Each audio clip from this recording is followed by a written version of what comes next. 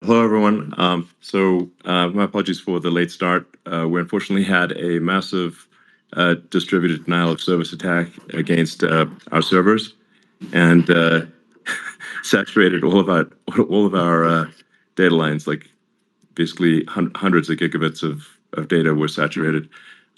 We think we've overcome most of that, and it's now time to proceed. But as this massive attack illustrates, there's a lot of opposition to people just hearing what President Trump has to say, and but I'm honored to have this conversation. I want to emphasize it's a conversation, and it's really intended to just get a feel for what Donald Trump is just like in a conversation.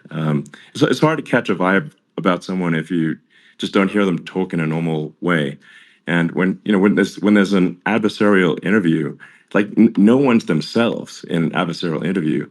And this is really aimed at kind of open-minded, independent voters who just trying to make up their mind. And so you can understand like what is what is it just like to have a conversation. So honored to Donald, great to speak. We had a great conversation yesterday. As you mentioned yesterday, if we could just record that conversation and post it, it would have been excellent. And I hope we can have something like that today. Well, I think we will. I'm pretty sure we will. And congratulations, because I see you broke every record in the book with so many millions of people, and it's an honor. We view that as an honor. And then you do want silencing of certain voices. Usually those are voices that have something to say that are constructive, oftentimes constructive. And so we have to consider it an honor. But congratulations on breaking every record in the book tonight. That's great. Well, thank you. Maybe we could start off with, the assassination attempt, which was an incredible thing. And I have to say that, your actions after that assassination attempt were inspiring. You, instead of shying away from things, instead of ducking down, you were pumping your fist in the air and saying, fight, fight, fight. And I think that's, the president of the United States represents America, and I think that is America. That is strength under fire, and so that's a big part of the reason why I was excited to endorse you as the president of the United States for having another term here. Is that was just incredibly inspiring. But what was it like for you? Not pleasant. I have to be honest. I said there was blood. I had more blood. I didn't know I had that much blood. The doctors later told me that the ear is a place that is a very bloody place if you're going to get hit. But in this case, it was probably the best alternative you could even think about, because it went at the right angle, and it was a hard hit. It was very. I guess you would say surreal, but it wasn't surreal. I was telling somebody you have instances like this, or like a lot less than this, where you feel it's a surreal situation. And I never felt that way. I knew immediately that it was a bullet. I knew immediately that it was at the ear. Yeah. And because it hit very hard, but hit the ear. And I also heard people shout, bullets, bullets, get down, because I moved down pretty nicely, pretty quickly, and we had bullets flying right over my head after I went down, so I'm glad I went down. The bigger miracle was that I was looking in the exact direction of the shooter, and so it hit me at an angle that was far less destructive than any other angle, so that was the miracle. That was, for those people that don't believe in God, I think we got to all start thinking about that. You have to... I'm a believer now. I'm more of a believer, I think, and a lot of people have said that to me. A lot of great people have said that to me, actually. But it was amazing that I happened to be turned just at that perfect angle, and all because I put down a chart on immigration that showed that the numbers were so great. I love that chart even more maybe now. It's a sign. Maybe Yeah, that's a sign, you know. it's an immigration sign. You But highlighted a serious issue, and yeah, at that moment, that's right. the bullet missed your, you know, hit your ear, but you know, missed your head. I mean, Well, the yeah, amazing thing is that the sign, I said, bring down that sign on immigration, and it was literally about an eighth of a second where it would be good, and after that, it was going to yeah, be a disaster, no matter which way you were facing. But it just had that perfect angle, which was yeah, exactly at this shooter. Very sad situation. Such a sad situation. As you know, we lost somebody that was great, Corey, yeah, who, a firefighter, a great gentleman, a great trumper. He was just a fantastic family and a fantastic man. And a friend of mine came up, Elon, and said, "I'd like to give the family some kind of help." And I said, "All right, that's great." He said, "Do you mind?" I said, "I don't mind at all." And he wrote out a check for $1 million, gave it to the wife. And, you know, she said, "This is really nice, but I'd rather have my husband back," which is a nice thing for sure, somebody to say, to be honest. She's great. The family is great. And we raised a lot of yeah, money for them and for two other gentlemen are unbelievable people also. They were hit really badly. They thought they were not going to make it, and they did. The doctors in the Butler area, I tell you, they were incredible. They saved the two, and they were really hit tough, both of them yeah, equally. And we thought yeah, my first question was because I heard bullets flying over me, and I said, "How many people were killed?" Because we had a massive crowd there, a tremendous yeah, thousands and thousands of people, and there was no land. I mean, it was all people. So I said, "How many people have been killed?" Because I knew there were other shots being fired, sure, and they said, "We don't know yet, but some people have been badly hurt." And I have to give the Secret Service sniper, they call him, or sharpshooter, but sniper, yeah, because he didn't know there was a problem. He's an extraordinary shot, obviously, and he didn't know there was a problem. And he was yeah, able to pick it all out within 5 seconds. And he used one bullet from very far away, I guess probably about 400 yards. The shooter was 130, but he was on yeah, the opposite side of the field and the podium, and he saw the smoke and the flame from the gun, immediately recognized it, and immediately took a shot. And it was one perfect shot from very far away. And if he didn't do yeah, that, Elon, he would have. I mean, if he would have, a lot of people, a lot more people could have sure, been badly hurt and killed. So yeah, I have to absolutely, take my hat off to him because that's also a surreal. You know, he's been with them for 23 years, and yeah, he's never had anything like this. And all of a sudden, he has to act, and it's a very tough thing to sure, act and to be shooting somebody. But he saw the gun, saw the smoke, saw the flame from the gun, very far away. I obviously has very good eyes. He's got very good vision, which I assume you have yeah, to have in that particular work. But he took absolutely, aim very quickly, and they say it was approximately 5 seconds from long range, yeah, one bullet. If that didn't happen, yeah, because the shooter had a lot of bullets, he had a lot of cartridges up sure. there with him, so could Well, have been very. I mean that's clearly you know, he was very confident in taking that shot to stop the attempted assassination. But I mean, there does seem to be, I mean, some pretty significant failings elsewhere in the system. Like, there's just no way that, like, how on earth does a shooter get on a roof 130 yards away? That seems crazy. I think most people people are wondering how on earth could such a thing happen? Well, I view it as two ways. There should have been nobody on the roof. There were people, Yeah, because there were so many tens of thousands of people there. There were people that were seeing him, and there was one woman with a red shirt and right. Trump all over I it, saw and the she's video. and she's screaming, "That guy's got a gun!" You saw it probably. Yeah, yeah, There's yeah. a No, I guy saw up the there with videos. a I gun. mean, it's like I guess, I mean, for my part, and I think probably many members of the public are wondering how the heck are, you know, basically people wondering by it, pointing out there's a guy on the roof with a gun, Yeah. and they're seeing it, but somehow it's not being addressed. that does seem Yeah, crazy. well, they're going to learn from this. The communication between the local police, who sort of had an idea, and then ultimately a man lifted himself up to the roof, could barely do it because he was pulling himself up, and Yeah. he saw the man with the gun. The man with the gun pointed the gun at him. He thought he was probably going to get shot, but he was like pulling himself up, and because of that, he couldn't get to his gun, and he fell down. Actually, very badly hurt his leg, his ankle.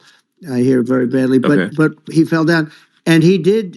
From what I understand, he did say there's a guy up there with a gun, and the shooting started very quickly after that. I think it forced the shooter to go maybe quicker. He was supposed to be a very good shot. Yeah.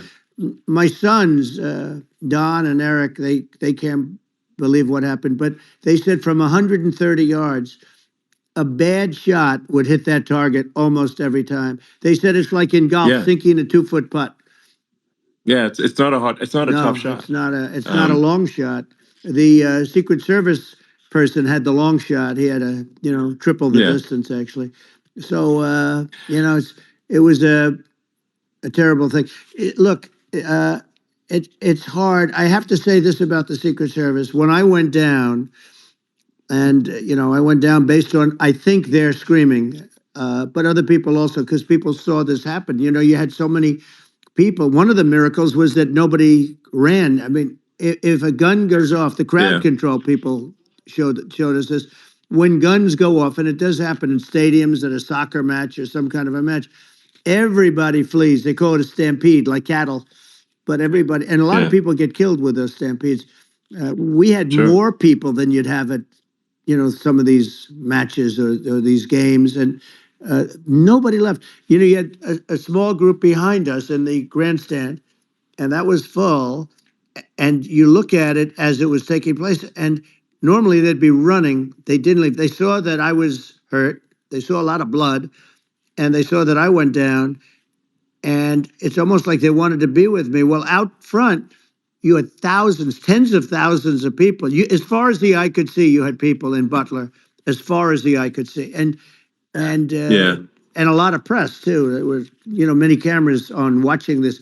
It's what makes it so different, because normally things happen that aren't good, but you never have a picture of it. Here we have all these cameras shooting it, so sort of amazing. But one of the interesting things was that you didn't have anybody flee. You didn't have anybody stampede. Sure. Nobody. And there were some people behind me. They stood up and they're looking like, I mean, I'll tell you, you want to have them in a foxhole with you. I want to meet some of those people, Sure. because Sure. it's so different from what you heard. But so I was down. But the Secret Service Yeah. guys, there were bullets flying right over my head. You could hear them go whizzing, and Yeah. these guys came jumping on top of me, and a young lady, Kate, would jump. They moved so fast, and let me tell you, that took tremendous courage. Now there was a lack of coordination.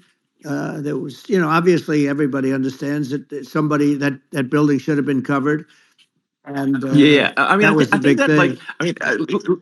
I mean, looking at the aerial views, that building would be like the number one spot for a sniper. I mean, it's like if you were to pick, like, what is the favorite place? What if you so if the goal is to assassinate? What's your favorite spot? That building. The You're roof of right. that building would be number one. That would have been the spot. It's like you can ask for a better No, location. It's like number no, one. that would have been the spot.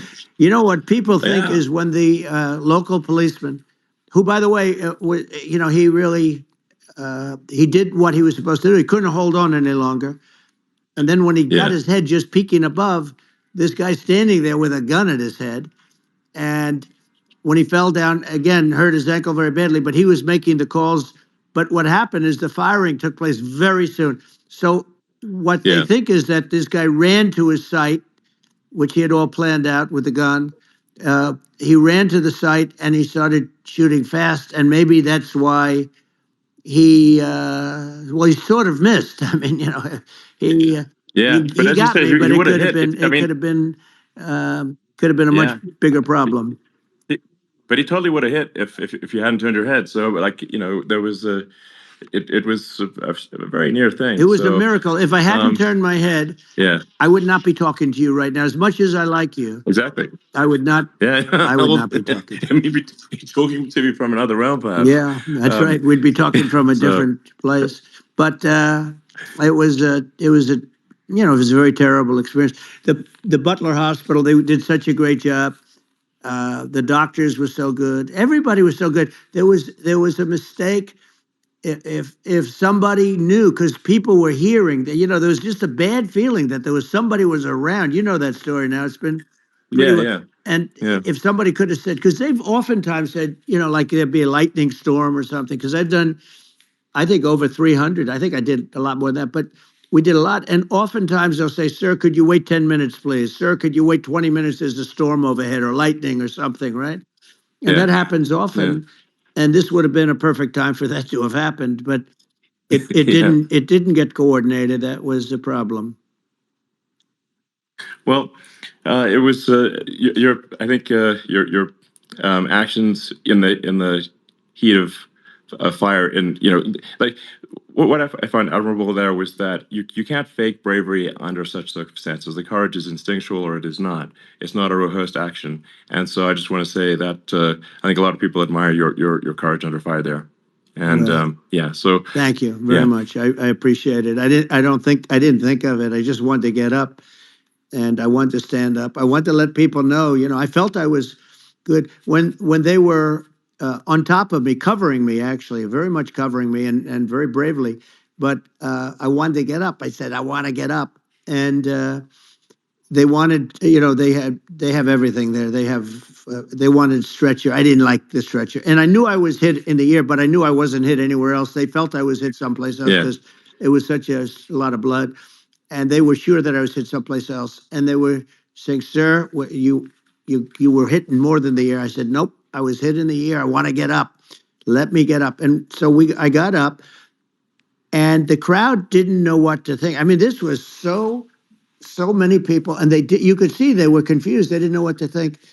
And I wanted to let them know I was okay. It was very important for me to let them yeah, know that.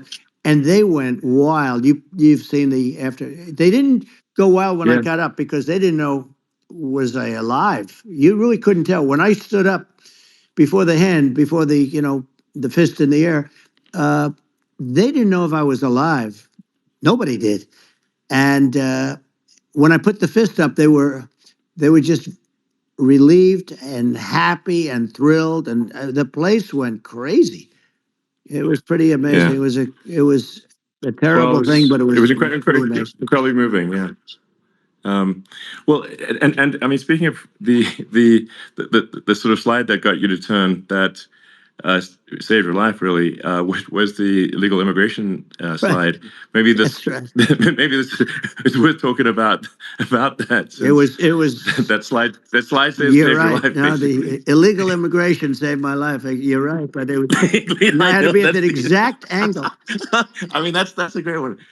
Saved by illegal The immigration. the incredible 100%. thing, though, when you talk about the odds, you had to be exactly at that angle. But the incredible Yeah, thing is that the chart, I used it less than 20% of the time. It was just a moment. yeah, It's always on my left, never my right, and it's always at the end of the speech. So here yeah, we have it. It's on the right, not the left. It's at the beginning, not the end. And even the people that put it up, they were unprepared, and they did a great job. They got it up immediately, fortunately. But I looked to the right, and the bullet came whizzing by, hitting my ear.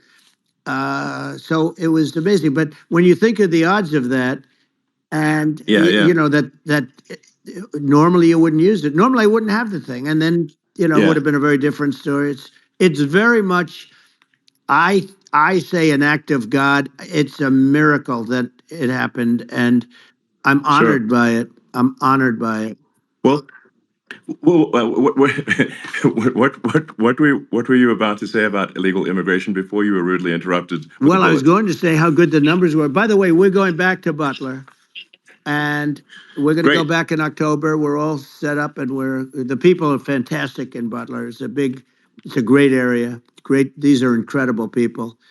like the three that, in the case of Corey, killed, and the other two, the families are. I got to know them a little bit, and the families are great. But we're going back to Butler, and I think I'll probably start by saying, as I was saying, As, yeah, as you prior were to saying, being exactly. so horribly So, interrupted. yeah. But Yeah, so rudely interrupted by an yeah, assassination so I was. attempt. But no, but the chart, Some people have no manners. Elon, the chart was just a chart that in my last week we had the best illegal immigration numbers, meaning stopping. It was at the lowest. You've seen the chart. It's become quite a famous Yeah, chart, yeah, but that was the lowest yeah. point ever recorded. It was a really, I mean, I was very proud of those numbers. And then you see what happened with these people, Kamala and Joe. You see what happened. They just let it go. I had remain in Mexico policies. I had all these different policies that was so good. Uh, Guys like Tom Holman and Brandon Judd from Border Patrol. All these are all people that they've been on television. They says the best numbers we've ever had. We had so many different checks, catch and release in Mexico, not the United. We had catch and release in the United States. We had it in Mexico. We had so many things. We had things where if people, many people come in there, they have contagious diseases.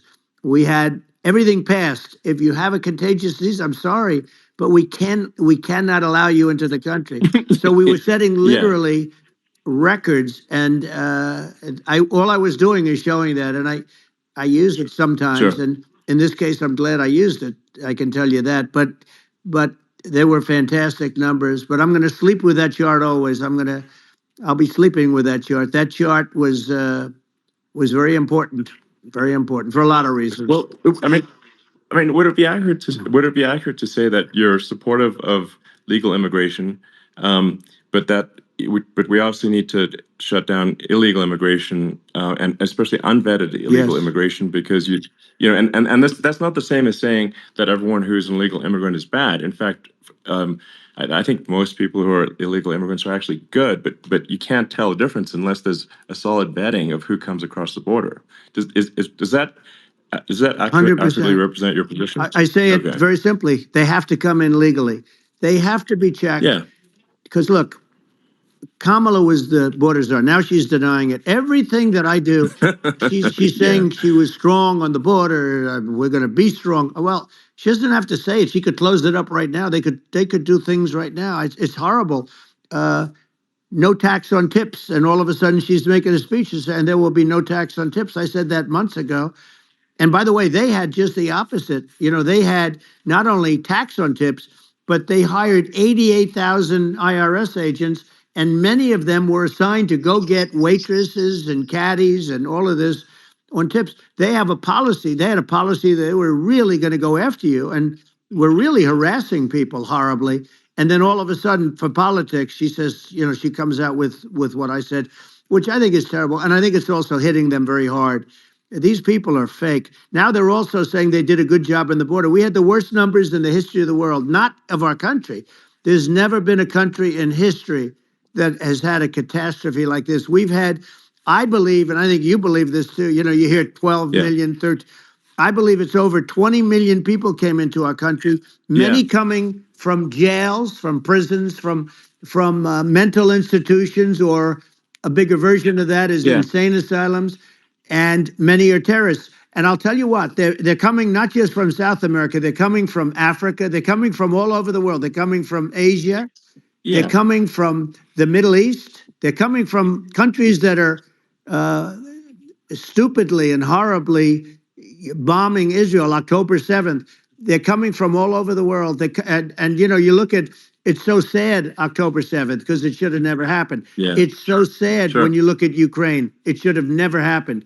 We have a defective government. These are defective people, and they're not people that should be running it. But where you see it the best is the border, because you have millions of people coming in a month, and then she gets up and she tries to pretend like she's going to do something. She had 3.5 years. And by the way, they have another 5 months that they can do something, but they won't do anything. It's all talk. She's incompetent and he's incompetent. And frankly, I think that she's more incompetent than he is. And that's saying something because he's not too good. Yeah. No, I think it is essential to have a secure border. I mean, you're really not a country unless you have a Correct. secure border, and secure elections too. you know, yeah, absolutely secure elections, and so it's just essential to have a real border, or we can't function as a country, and our services, our essential services are being overwhelmed in a lot of cities. As we were talking about earlier, I think having a legal immigration process that is smooth and efficient and done well, and speaking as someone who is a legal immigrant, and I think I mean, like one way to think of it is, who do you want on your team? Who do you want on Team America? And I think we want to just say, okay, we want to let in people who are going to, be great contributors to our society and to our economy, Right. and and who do you want on the team? And it's not to say that, like in my opinion, actually, I'd say like probably most of the illegal immigrants actually are actually good, hardworking people. That's my opinion.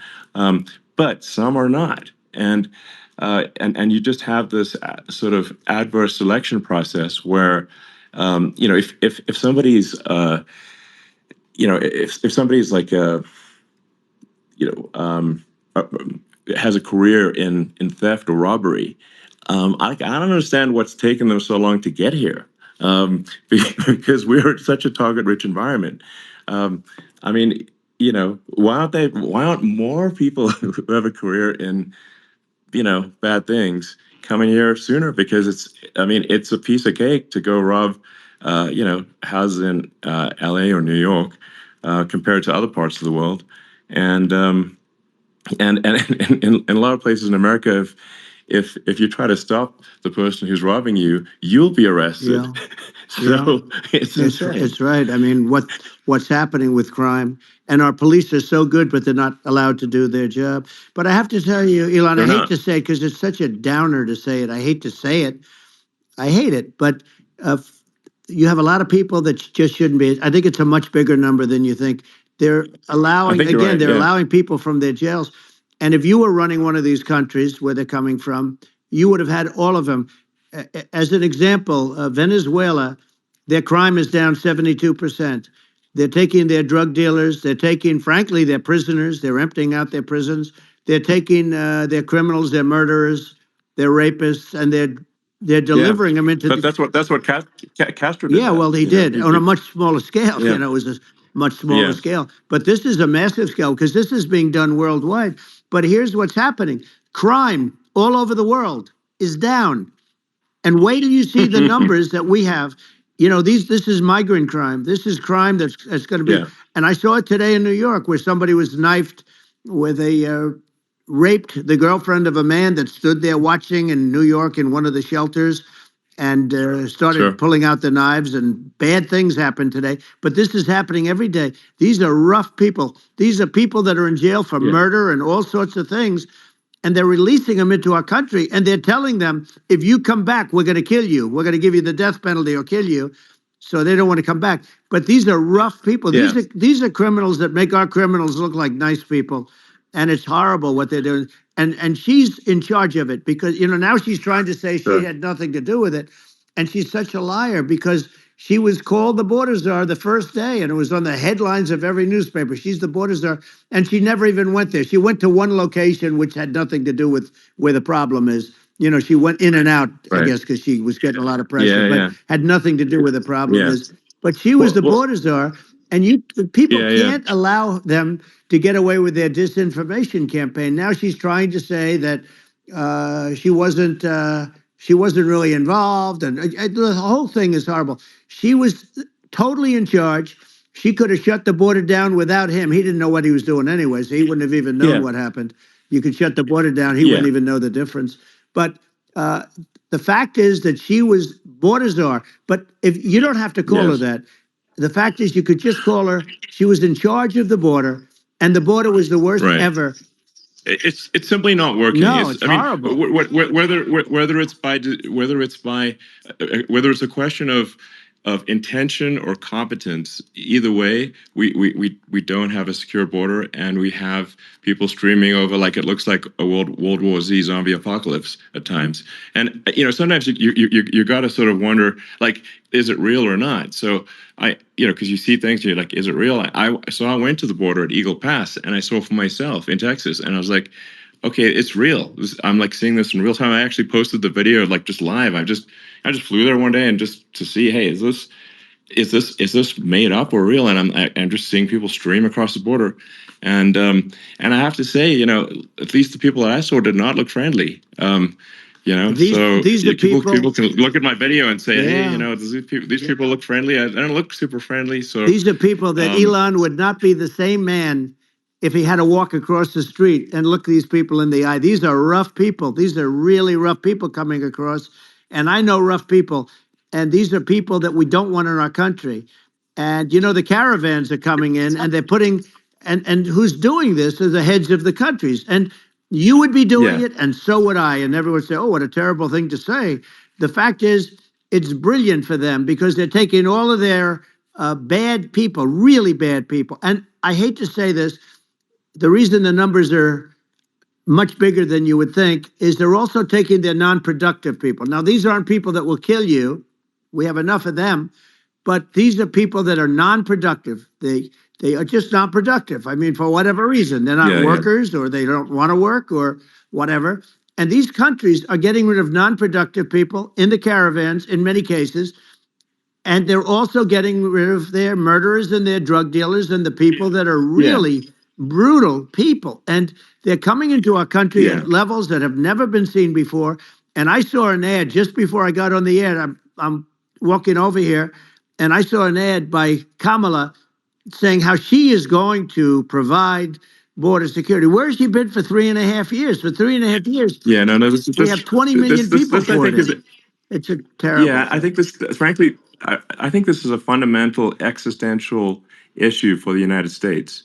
And if we have another 4 more years of open borders, and it's going to be even worse with another 4 more years, it's going to be even worse than it's been for the past, 3.5 years. I'm not sure we've got a country. You don't left have a country at that left. point. Elon, if they get in, you will have 50 to 60 million people from all over the world, not South America only. We think of South America, we think of Honduras and El Salvador, Guatemala, and Mexico, the 4. But it's not that. It's everywhere. They're coming in from everywhere. And I had to stay in Mexico. Yeah, I think this is a super important point. Like people, it's like, basically, when I went down there, I was like, well, where are people from? It's like almost no one was from Mexico. No, Mexico less. It's just the border. It's just the border with Mexico. But the people coming in, it's Earth, the rest of Earth, and America is only about 4 or 5% of the population of Earth. It would only take a few percent of the rest of Earth to overwhelm everything in the US. We're already overwhelmed, Elon. We're overwhelmed. You had to see the news tonight about New York, and I love that place. And what they're doing to it is horrible. What they're doing to it, and all the courts do is they try and focus on Trump. Okay, let's focus on Trump, who did nothing wrong. I complain about a rigged election. Elon, what's happened is unbelievable. You have from Africa. From the Congo, they're coming from the Congo, and 22 people came in from the Congo recently, and they're murderers, and they're dropped. They drop them. They take them out of jails, which is very expensive, to maintain the jails. Although they don't do too much maintaining, I can tell you. But they take them out of jails, prisons. They take them out, and they bring them to the United States. They deposit them in the United States and say, "Don't ever come back, or you're going to be executed." And they don't want to come back, but they won't come back. Sure. But they're coming from Africa. They're coming from Asia. They're coming from the Middle East. They're coming from South America. Well, they're coming from everywhere. Basically. And there are a lot of really bad ones. It's just an everywhere on Earth thing, and it's just not possible for the United States to absorb everyone from Earth or even a few percent of the rest of Earth. It's just not possible. So, well, Elon, we're going to have to finish this up. We're going to have the largest deportation in history of this country, and we have no choice. Otherwise, we're going to have a country. What they've done to our country. Think of it with in Venezuela and in some of these other countries, crime is down 50, 60, 70, 80%. And you would be the same. You would have. Yeah, I'll yeah, tell you what, Venezuela has not gotten rid of all of them. They've gotten rid of about 70% of their really bad people. Their jails are about 50% put into the United States. The same with other countries. Some sure. are at 30%, some are at 50%. They're all different. But the bottom line is they're all going to be at 100%. Why wouldn't you put 100% of it? Yeah, And they're doing it right now while this third-rate phony candidate. Don't forget, I beat Biden. He failed in the debate miserably. And, some people said, oh, gee, it's too bad. It's too bad he did so badly, or I did well in the debate. The first night they said, wow, one of the people at CNN said that was the greatest debate performance I've ever witnessed. And then 2 days later, they didn't talk about that. They just said he was bad. But that's okay. That's the way I get treated, and I don't mind that at all. What I can tell you is this. We cannot have a Democrat. We cannot have her. She's incompetent. She's as bad as Biden in a different. Look, yeah. she hasn't done an I mean, interview since this yeah, whole scam started. And say what you want. This yeah, was a coup. This was a coup of a president of the United States. He didn't want to leave, and they said we can do it the nice yeah. way or we can do it the No, hard way. yeah. No, I mean, they just took him out back behind the shed and basically shot him. What they did Biden. with this guy, So and I'm no yeah, fan of his, and he was a horrible president, the worst president in history. And one of the reasons he was so bad, first of all, the Israeli attack would have never happened. Russia would never have attacked Ukraine, and we'd have no inflation. And we wouldn't have had the Afghanistan mess, if you think of it. well, And we wouldn't have had yeah, Afghanistan. But we think of well, it, yeah. you take a few of those events away, and we have a different world. We would also have No, no, yeah, inflation was caused by oil. yeah. No. I think you're making an excellent point here, which is that when other countries can, that are, are thinking about invading or doing bad things, when they're thinking about that, they're thinking about, okay, what's the American president going to do? And do they fear the American president, or is it someone they do not respect and do not fear? And I think they would. They rightfully be. I mean, look at the footage of the assassination. They're like, okay, President Trump is like, don't mess with me. I mean, that's like, whereas I think people are not going to be, and they obviously have not been at all intimidated by Biden, and they certainly will not be intimidated by Kamala. And you have to really think of that in the context of global security.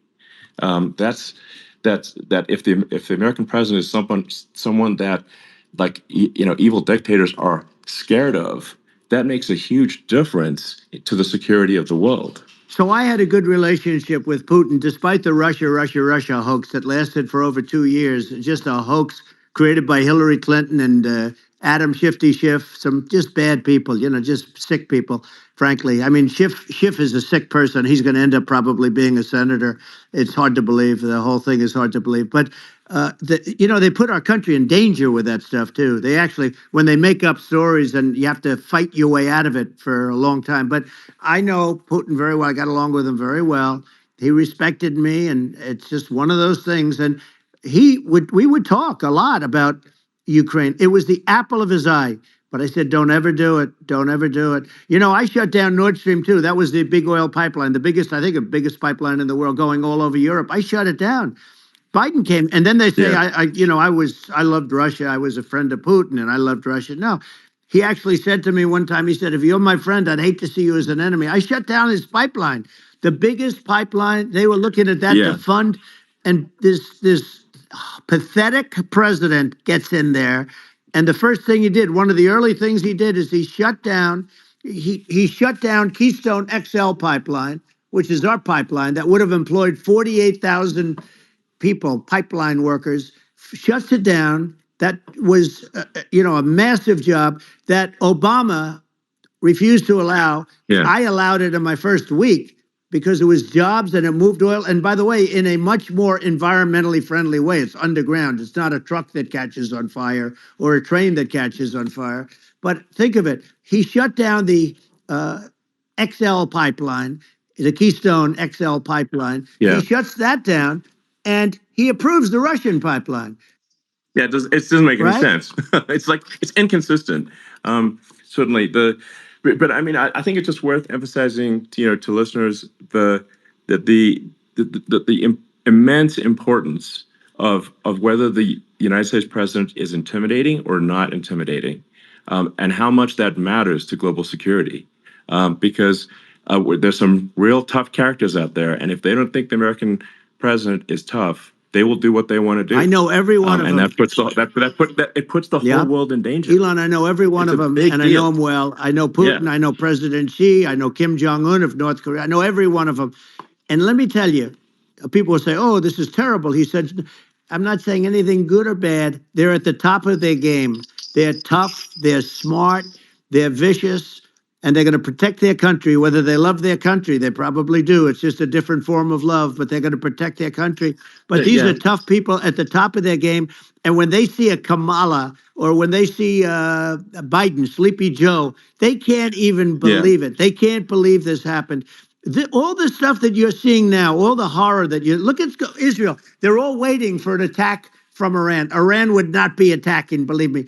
When I was there, and I say it with respect because I think we would have been good with Iran. I don't want to do anything bad to Iran, but they knew not to mess around.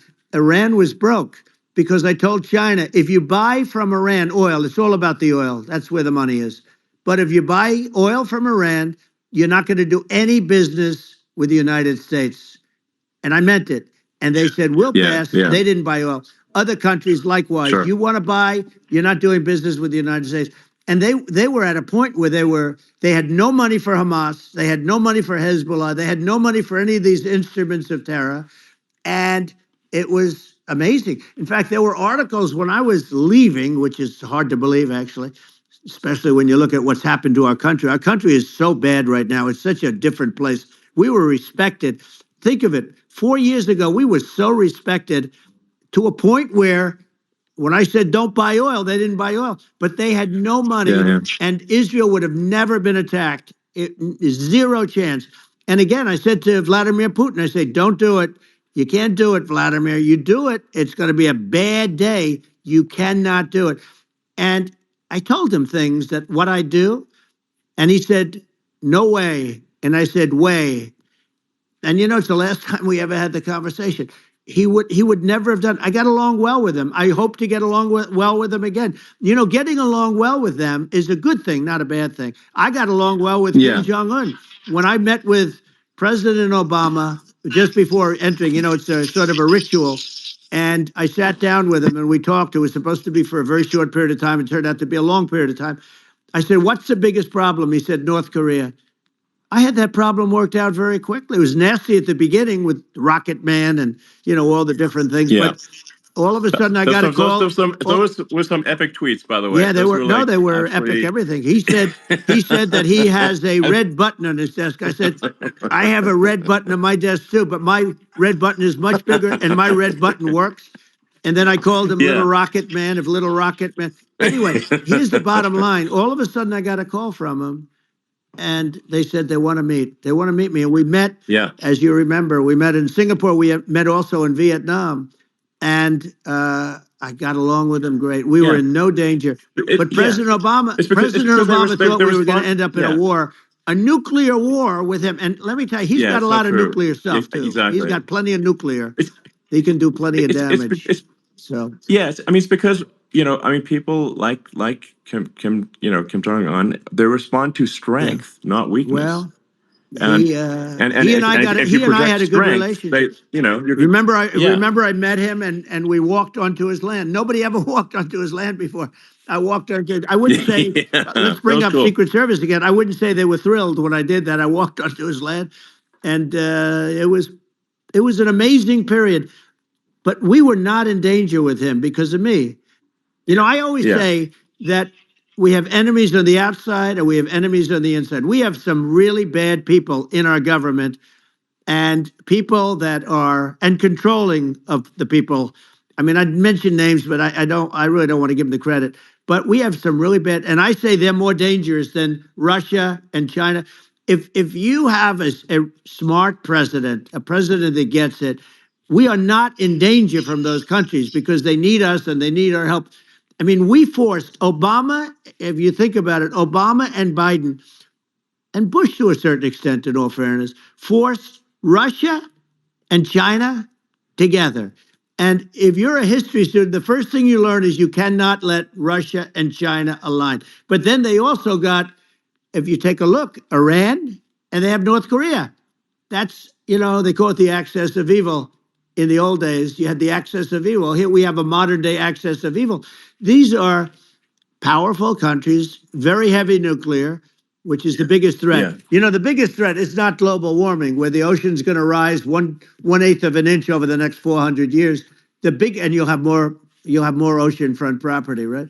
The biggest threat is not that. The biggest threat is nuclear warming, because we have 5 countries now that have significant nuclear power, and we have to not allow anything to happen with stupid people like Biden. Biden did something with Russia. There was no chance of him ever going in. And when I left, and then after I left, they started forming big armies on the border with Ukraine, right? And I looked at that, and I thought he was doing that because Putin's a good negotiator. I thought he was doing that to negotiate. But then Biden started saying such stupid things. For instance, he said that it can be a NATO country. Now, Russia, for as long as there's been NATO, has said we're never going to agree to that. And we go right up front and say that. And we did things and said things through this president with a low IQ, very low IQ. He had a low IQ 30 years ago, by the way, but now he might not even have a IQ at all. There's nothing on the board that goes this low. He said things that were so stupid that war would have been, that war had zero chance of happening if I were there. Zero chance. He was saying everything the opposite. Everything the opposite.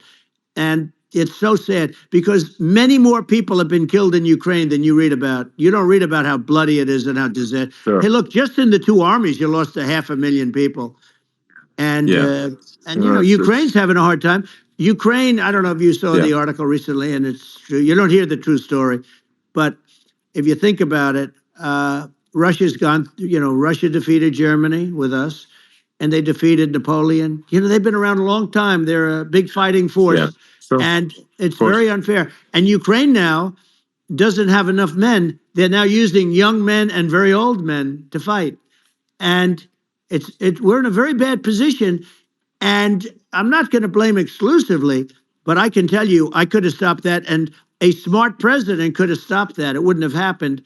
But we had a man that actually made it more prevalent. It was so bad. The words that he was using, the stupid threats coming from a stupid face that he was using. I said, this guy's going to cause us a war. He's going to cause us. And let me tell you, it can lead to World War III. That can lead to World War III. The Middle East can lead to. We have numerous places that could end up in a World War III right now for no reason whatsoever. I think you're right.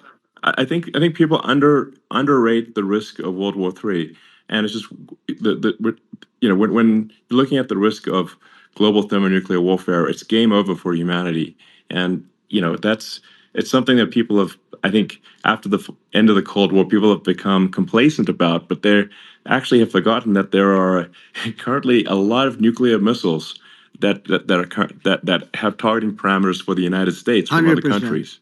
And one of the things we're going to do is we're going to build an Iron Dome over us. Israel has it. We're going to have the best Iron Dome in the world. We need it, and we're going to make it all in the United States. But we're going to have protection, because it just takes one maniac to start something. We're going to have protection, and we're going to have. Why shouldn't we have an Iron Dome? Israel has one. Some other places have one that nobody even knows about, frankly. But Israel has it. We're going to have an Iron Dome. But with all of that being said, to me that's so important, the most important. But with all of that being said, the election's coming up, and the people want to hear about the economy and the fact that they can't buy groceries because they don't have enough money to buy groceries. The inflation has killed them. Food prices are up 50, 60, even 100% in some cases. And this stupid administration allowed this to happen, and it's a shame. And that's the thing that people most care about, in my opinion. They care about the border a lot. And we discussed the border at great length. It's nice to have a forum like this where I can discuss something at length. And by the way, you think Biden could do this interview? Do you think that Kamala could do this interview? They would take a pass on No, they you. could not. So they don't need Elon. They don't need Elon screaming out questions. It's pretty sad when you think that somebody that does this for a living can't answer a question or is afraid to do an interview. And in her case, with a very friendly interview, she's got all friendly interviewers. It's pretty sad. Yes, But the absolutely. big thing now is the Well, economy, Elon. yeah, And as much as yeah, I mean, I view nuclear as the single most important thing, but a lot of people don't. A lot of people don't understand that. But it doesn't have to.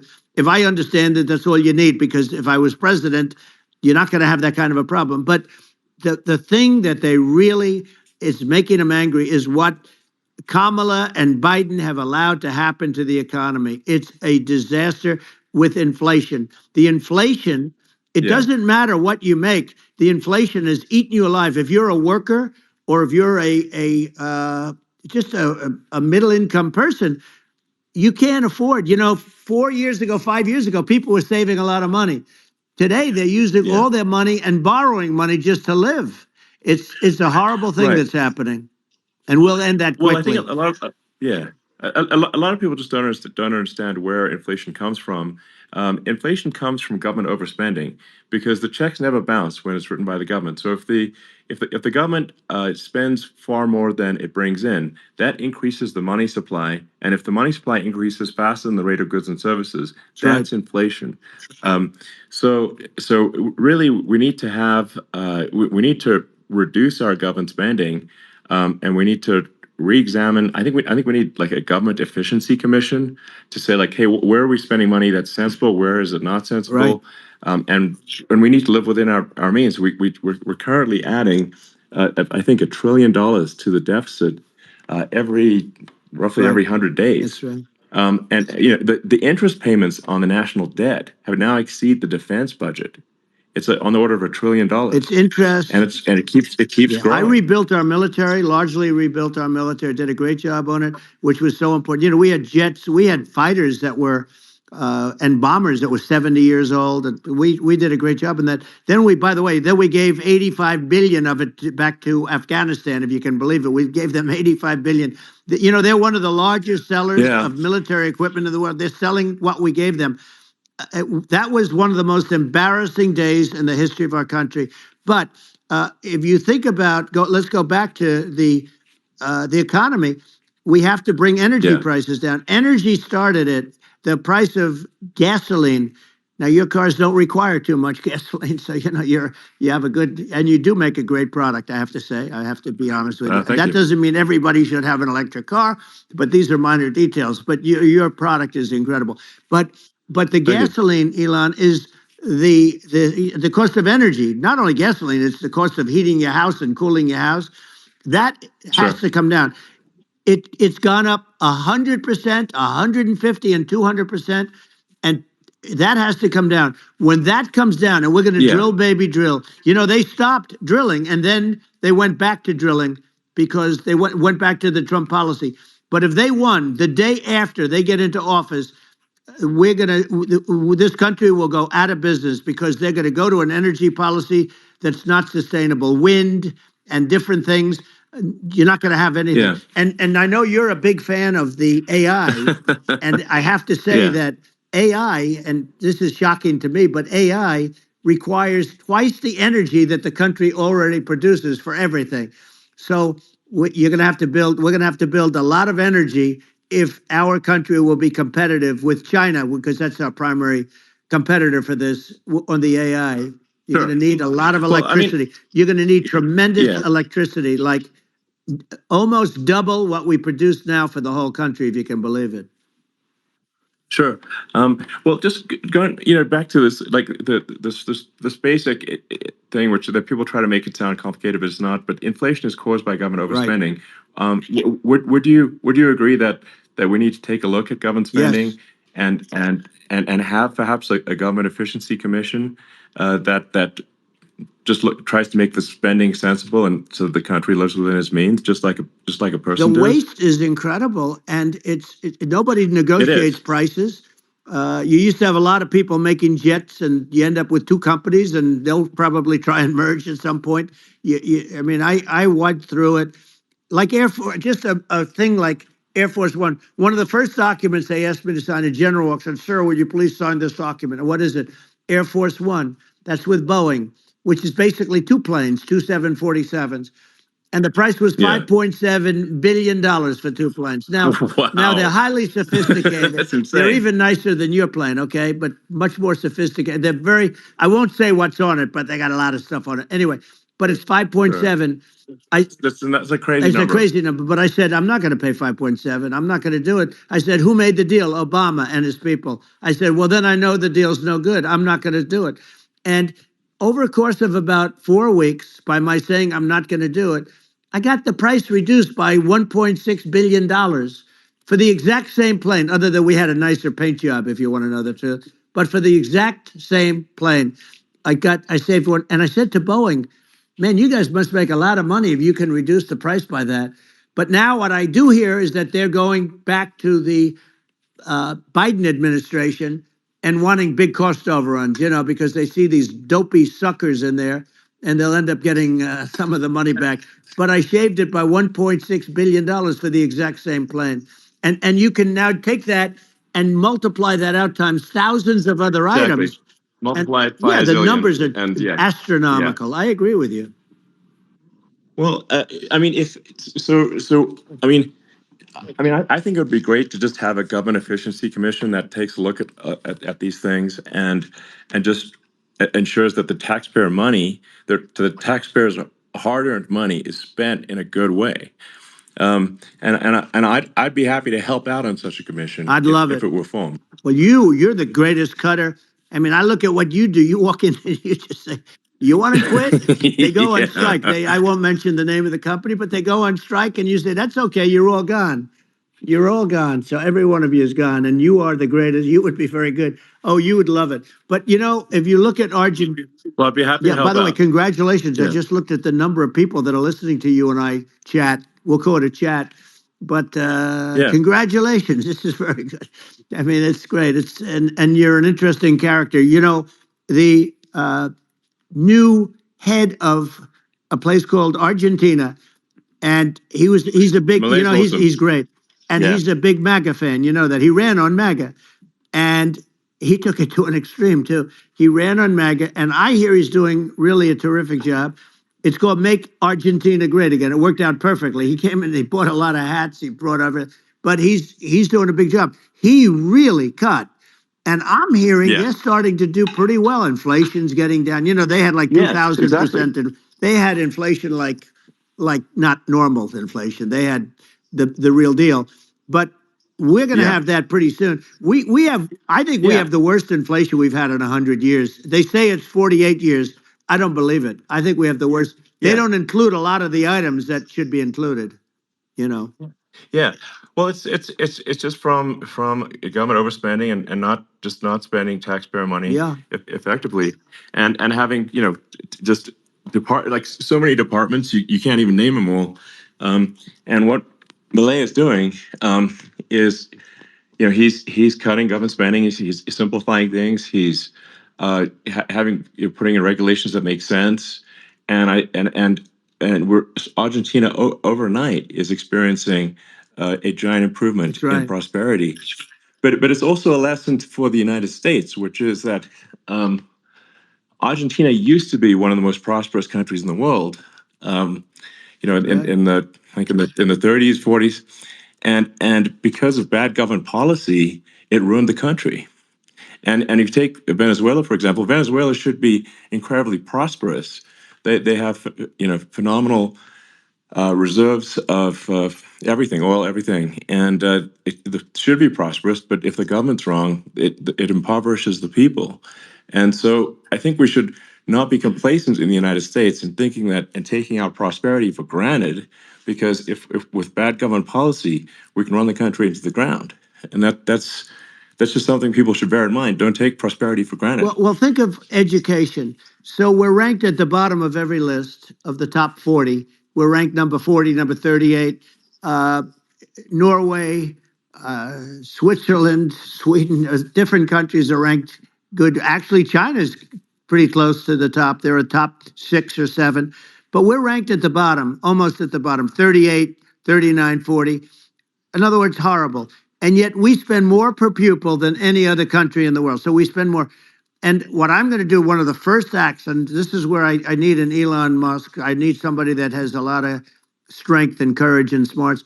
I want to close up Department of Education, move education back to the states, where states like Iowa, where states like Idaho, not every state will do great because states that basically aren't doing good now. You look at Gavin Newsom, the governor of California.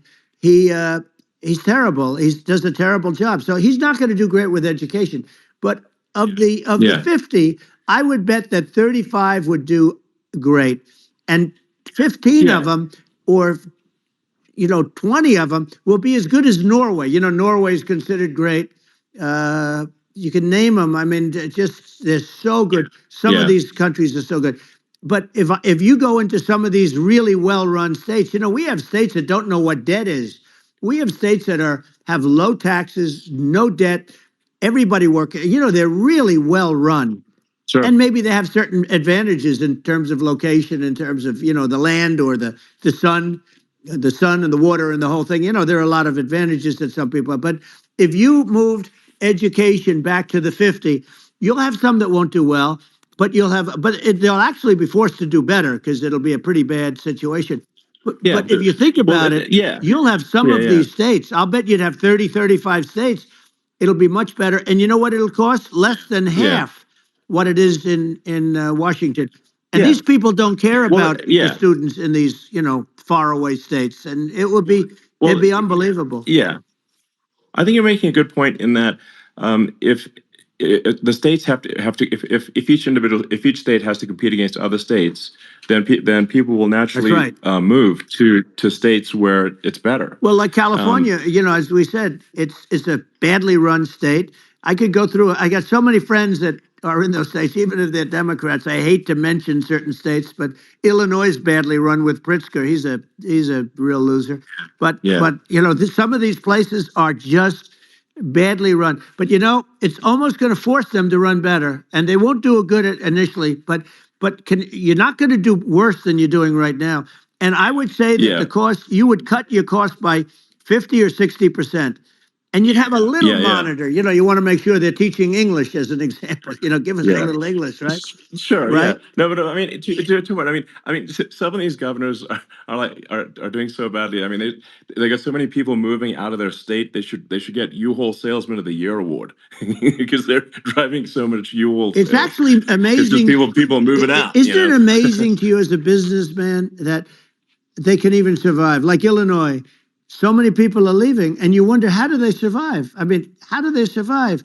I saw where you left California, and you moved to Texas. Texas does a great job.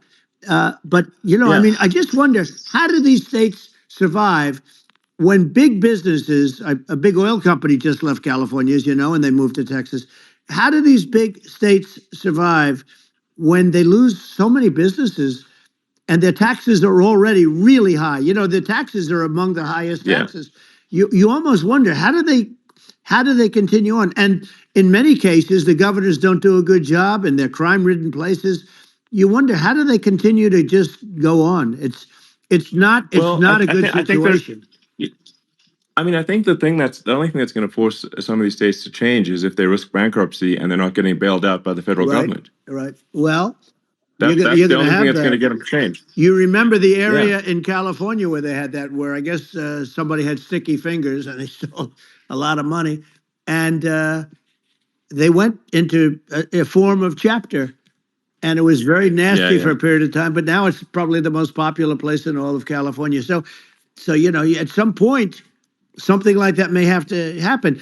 But the problem is, you can't penalize people that loan money to the state when you have incompetent people like a Pritzker. Look, the family didn't want him in the family business, and then he ends up being governor of Illinois. So what is he going to be? Is he going to be a great governor? And you have people. I could name every one of them. I got to know every one of these, and some are very good, and some are just horrible. Well, I think that, I mean, the larger point here, too, as you're saying, like a lot of people are concerned about the economy, a lot of people are concerned about inflation, and inflation is effectively a tax on people that save money, Yeah. and for people that are working day to day, it's just a form of taxation. And if we can solve the government spending problem, we'll solve the inflation problem, which means people will have a better standard of living, and Yeah. that's a really big Well, the deal. people that got hurt worst are the people that did it the way they were taught to do it all through, their younger life and their young life and their whole life. The people that saved money and then they got no interest on their money and inflation destroyed them. And frankly, they were almost better off if they didn't do anything like that. I mean, those people have been absolutely decimated, and we're going to bring those people back and help those people. We've got to get the prices down. When I look at bacon costing 4 or 5 times more than it did a few years ago, when you look at some of the food products in grocery stores, people go, they can't believe it. They used to be able to buy a whole cart, and today, a lot of people just don't have the money. They go in and they can't buy anything. They look at Yeah, it's sticker shock. They call it sticker shock, right? I think it really just comes, like I said, I think it just comes down to really, I guess, two things, which is that if you solve government overspending, you solve inflation, which improves living Right. standards of the average person, and then if you deregulate, like have sensible regulations, so because a lot of the regulations are nonsensical and cause the cost to be extreme for no reason.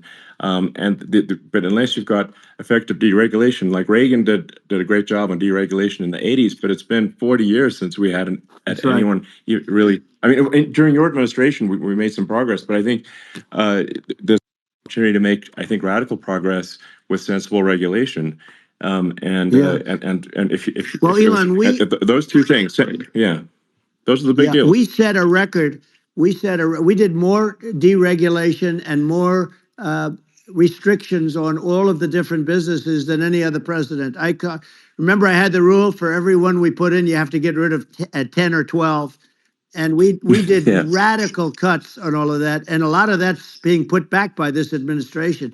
And we did radical cuts on things that weren't necessary. But we were all set. We had the best economy ever maybe in the world. And then what happened is COVID came in, and we had to focus on that, and nobody knew what it was. And I always say I got good marks on economy, good marks on military. We knocked out ISIS. We did so many different things. We rebuilt. But, I never got the credit that we really deserved on what we did with COVID. We never got the credit. But had that not happened, a gift from China, from Wuhan, came in from Wuhan, the Wuhan labs, and I always said it, and it turned out to be right. But had that not happened, we were set to start reducing debt. We were going to reduce taxes further. I gave the largest tax cuts, and we were going to reduce taxes still further for middle-income people, not only businesses. But we did it for businesses because they're the ones that's why we had the great job numbers. But we were set to really start reducing debt. And, we're sitting on the biggest pile of liquid gold anywhere in the world, bigger than Saudi Arabia, bigger than Russia. And we were going to drill, and we were going to make so much money. We were going to supply Europe with oil. I had stopped the Russian pipeline, and we were going to supply them with oil and gas. We were going to make a fortune. And then the COVID came in, and we really had to divert. Then what happened is when they came in, we kept a lot of businesses alive. If I didn't do what we did, we would have had a 1929 type depression. But the problem is when Biden came in, he got trillions of dollars and just started spending it stupidly. You didn't need it anymore. We got over that bad period where everybody was dying and feeling, it was just not a good period. Interestingly, during his administration, many more people died during his administration of COVID than during my administration, and we really got the brunt of it. But people don't realize more people died during his administration than ours. But it diverted us from doing what I wanted to do. But we had the greatest for almost 3 years. We had the great, and you know that probably better than anybody. So many of your friends said to me, the best years we've ever had in business were during the Trump years, and also said that African American, Hispanic American were so incredible. They were having the best Asian American women, men, young people without a diploma, young people that graduated from the best colleges, from MIT, from the Wharton School, from all of the great colleges, Harvard. They were doing better, and people without a diploma were doing better, and everybody was happy. And then COVID came, and we had the problem is they spent trillions and trillions of dollars. They wasted. They shouldn't have taken any money, and we wouldn't be having inflation right now, which is killing our country. Yeah, and absolutely. And I mean, I should probably say something about like, maybe my views on, climate change and oil and gas, because I think I'm probably different from what most people would assume. Because my views are actually pretty, I think, moderate in this regard, which is that I don't think we should vilify the oil and gas industry and the people that have worked very hard in those industries to provide the necessary energy to support the economy. And if we were to stop using oil and gas right now, we would all be starving, and the economy would collapse. So it's, I don't think it's right to sort of vilify the oil and gas industry. The world has a certain demand for oil and gas, and it's probably better if the United States provides that than some other countries. It would help with prosperity in the U.S. And at the same time, obviously, my view is like we do over time want to move to a sustainable energy economy, because eventually you do run out of. I mean, you run out of oil and gas. It's not there. It's not infinite. And there is some risk. I think the risk is not as high as a lot of people say it is with respect to global warming. But I think if you just keep increasing the parts per million in the atmosphere long enough, eventually it actually simply gets uncomfortable to breathe. People don't realize this. If you go past 1,000 parts per million of CO2, you start getting headaches and nausea. And so we're now in the sort of 400 range. We're adding, I think, about roughly 2 parts per million per year. So I mean, it still gives us.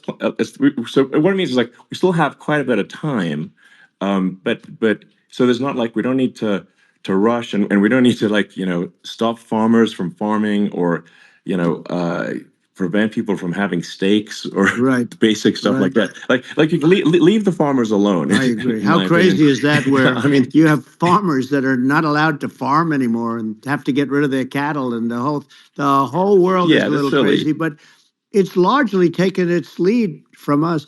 I do say though, I've heard in terms of the fossil fuel, because even to create your electric car and create the electricity needed for the electric car, fossil fuel is what really creates that at the generating plants. And, so you sort of can't get away from it at this moment. I mean, someday you might be able to, but I do hear we have anywhere from 100 to 500 years left. Much of it hasn't even been found yet. Yeah. But there are tremendous, like ANWR. I got ANWR in Alaska approved. Ronald Reagan couldn't do it. Nobody could do it. Everybody tried. Nobody could do it. I got it approved. The first thing that Biden did was unimprove it, to get rid of it. He ended it. His secretary went in and she ended it. And what a disgrace. That's ANWR. That's bigger, or they think it could be bigger than Saudi Arabia in Alaska. Could be bigger than Saudi Arabia. But they went in and they terminated it. And I'll get it going very quickly, because not only is it big for Alaska, I mean, you talk about economic development, that for the United States, I mean, that is, they say bigger than Saudi Arabia or the same size, and pure, really good stuff. And, they end it. So I think we have, perhaps hundreds of years left. Nobody really knows. But during that time, something will come around that will be very good. Yeah. Well, I mean, my estimate would be, a little more aggressive than that, but it's not the sort of like we're all going to die in 5 years stuff. That's obviously BS. But I mean, my view is like if you just look at sort of the parts per million that increments every year, you get sort of 2 or 3 parts per million every year of CO2. I mean, I think some of that it's problematic if it accelerates, if you start going from 2 or 3 to say 5, and then there may be some situations where you get just a step change increase in the CO2, and I think we don't want to get too close to 1,000 ppm, because like that's actually makes it uncomfortable to breathe. Like just existing in 1,000 ppm CO2 is uncomfortable. That's like that's considered like an industrial hazard. Right. Just so it's that's actually, you start getting headaches and stuff. So it's even without global warming, it's not comfortable to live. So you don't want to get too close to that. But I mean, I think we've got. I think we want to just move over, and like, and if I don't know, 50 to 100 years from now, we're I don't know, mostly sustainable. I think that'll probably be okay. So it's not like the house is on fire immediately, but I think it is something we need to move towards. And on on balance, it's probably better to move there faster than slower. But like I said, without vilifying the oil and gas industry, and without causing hardship in the short term, I think this can be done. Without people can still have a stake, and they can still drive gasoline Sure. cars, and it's okay. It's like, it's not. I don't think we should vilify people for it, but I think we should just generally lean in the direction of sustainability. And I actually think solar is going to be a majority of Earth's energy generation in the future, and it's certainly trending that way. And so you get the solar power, combine that with batteries, so because obviously the sun doesn't shine at night, and then you use that to charge the electric cars, and you have a long-term sustainable solution. And that's what Tesla's trying to move things towards, and I think we've made a lot of progress in that regard. But when you look at our cars, we don't believe that environmentalism, that caring about the environment should mean that you have to suffer. So we make sure that our cars are beautiful, that they drive well, that they're fast, they're sexy. I mean, they're cool. In fact, literally, I mean, the sexy joke, Model S, Model 3, Model X, and Y spells out sexy. It's probably the most expensive joke out there. But I don't know. I like cheesy humor. So, but I'm a big fan of, like, let's have an inspiring future, and let's work towards a better future, and we can do so without demonizing Right. people. I'm okay. It's very interesting. You use the word global warming, and today they use the word climate change because you have some places that go up, and so they were getting themselves in a little trouble with the word global warming, because not every place is warming. Some places are going the opposite direction. But I'm sort of waiting for you to come up with solar panels on the roofs of your cars and on the trunks of the cars, and it just seems like something that at some point you will come up with. I'm sure you'll be the first. But it would seem that a solar panel on the roofs, on flat surfaces, on certain surfaces might be good. Yeah. At least in certain areas of the country where you have the world, Sure.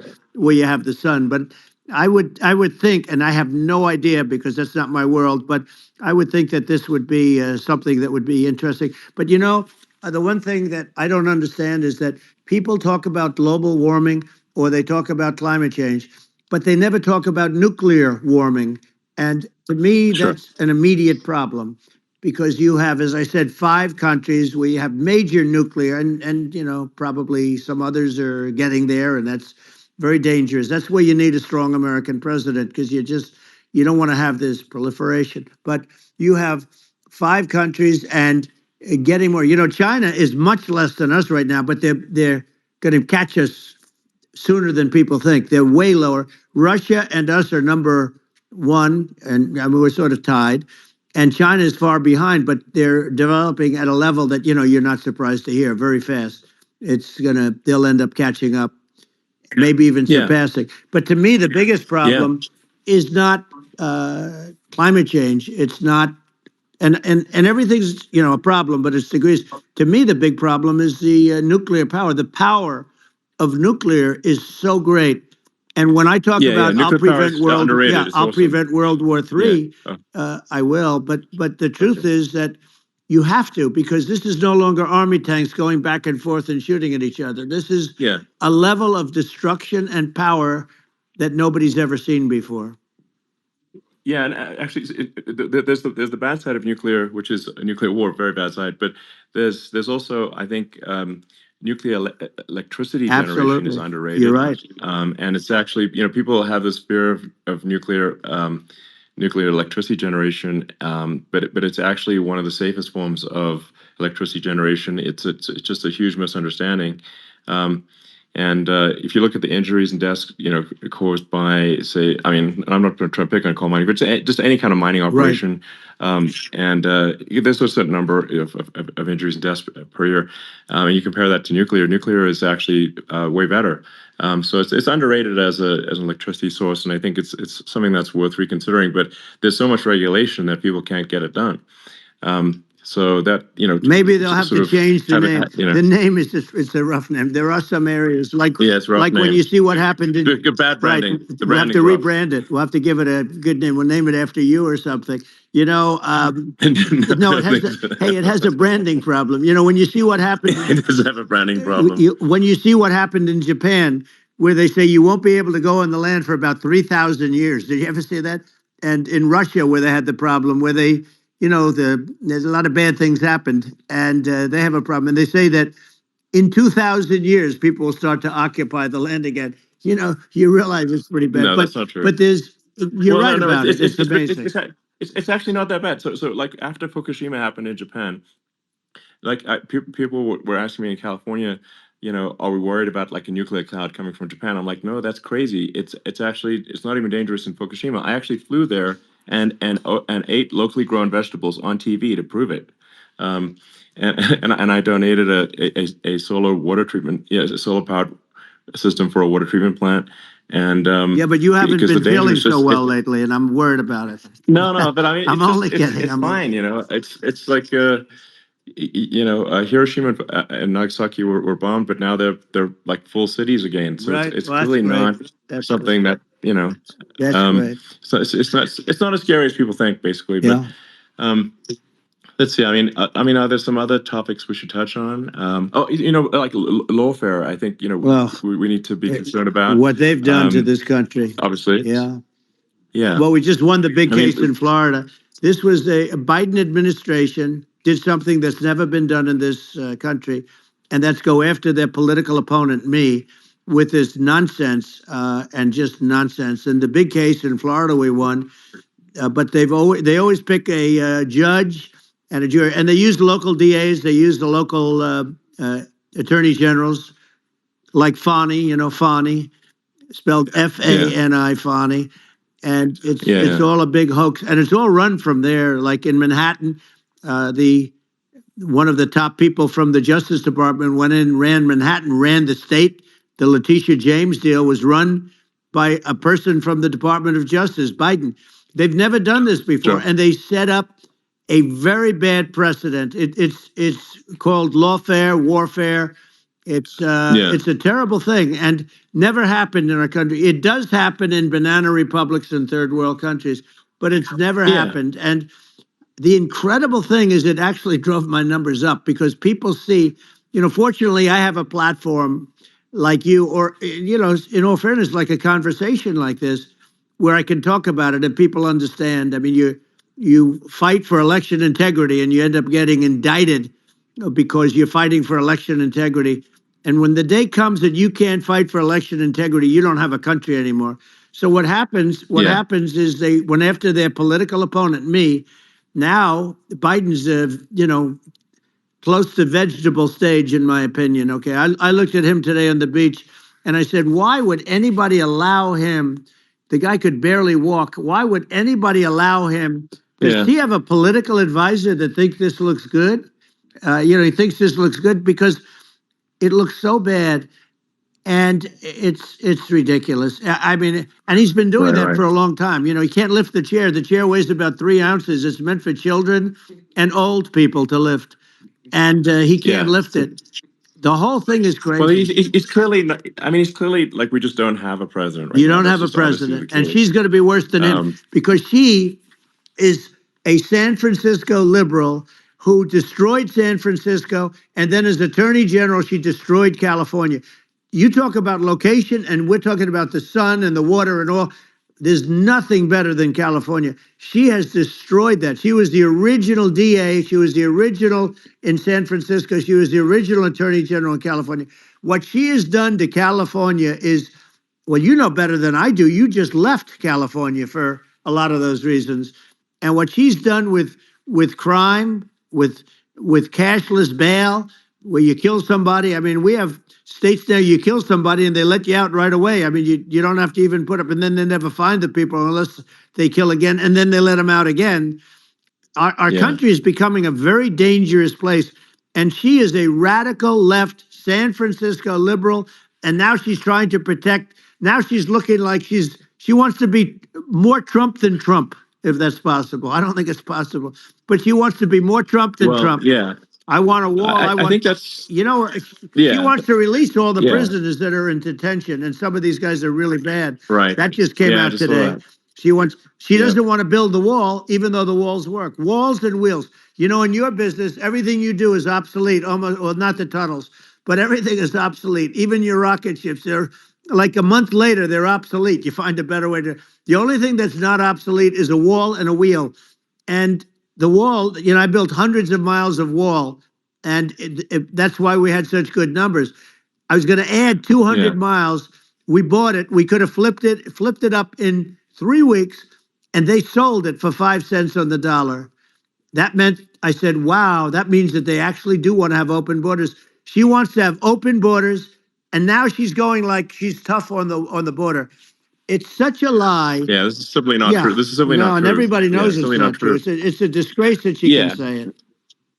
No, I mean, obviously, what's happening sort of overnight is they're rewriting history and making Kamala sound like a moderate when in fact she is far left, like far left. Worse than Bernie Sanders. She is considered Yeah. more liberal by far than Bernie Sanders. She's a radical left lunatic, and if she's going to be our president, very quickly, you're not going to have a country anymore. And she'll go back to all Yeah. of the things that she believes in. She believes in defunding the police. She believes in no fracking, zero. You don't. Now all of a Yeah, sudden yeah, she's yeah. saying, no, I will. I really want to see fracking.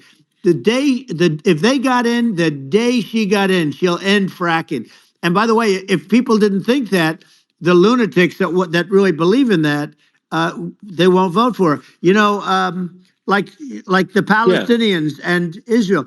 She is so anti-Israel, and she's bad for both. Biden actually did something that was impossible. Both sides hate him. You know, both sides. That was a hard Yeah. thing to do. Unification.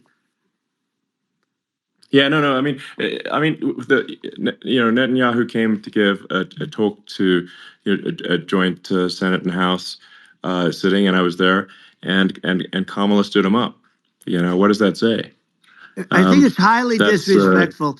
And I say, if you're a Jewish person or if you believe in Israel, if you're a person that, you know, is a very pro-Israel, if you vote for her, it's worse than Biden. And Biden was bad. But if you vote for her, you ought to have your head examined.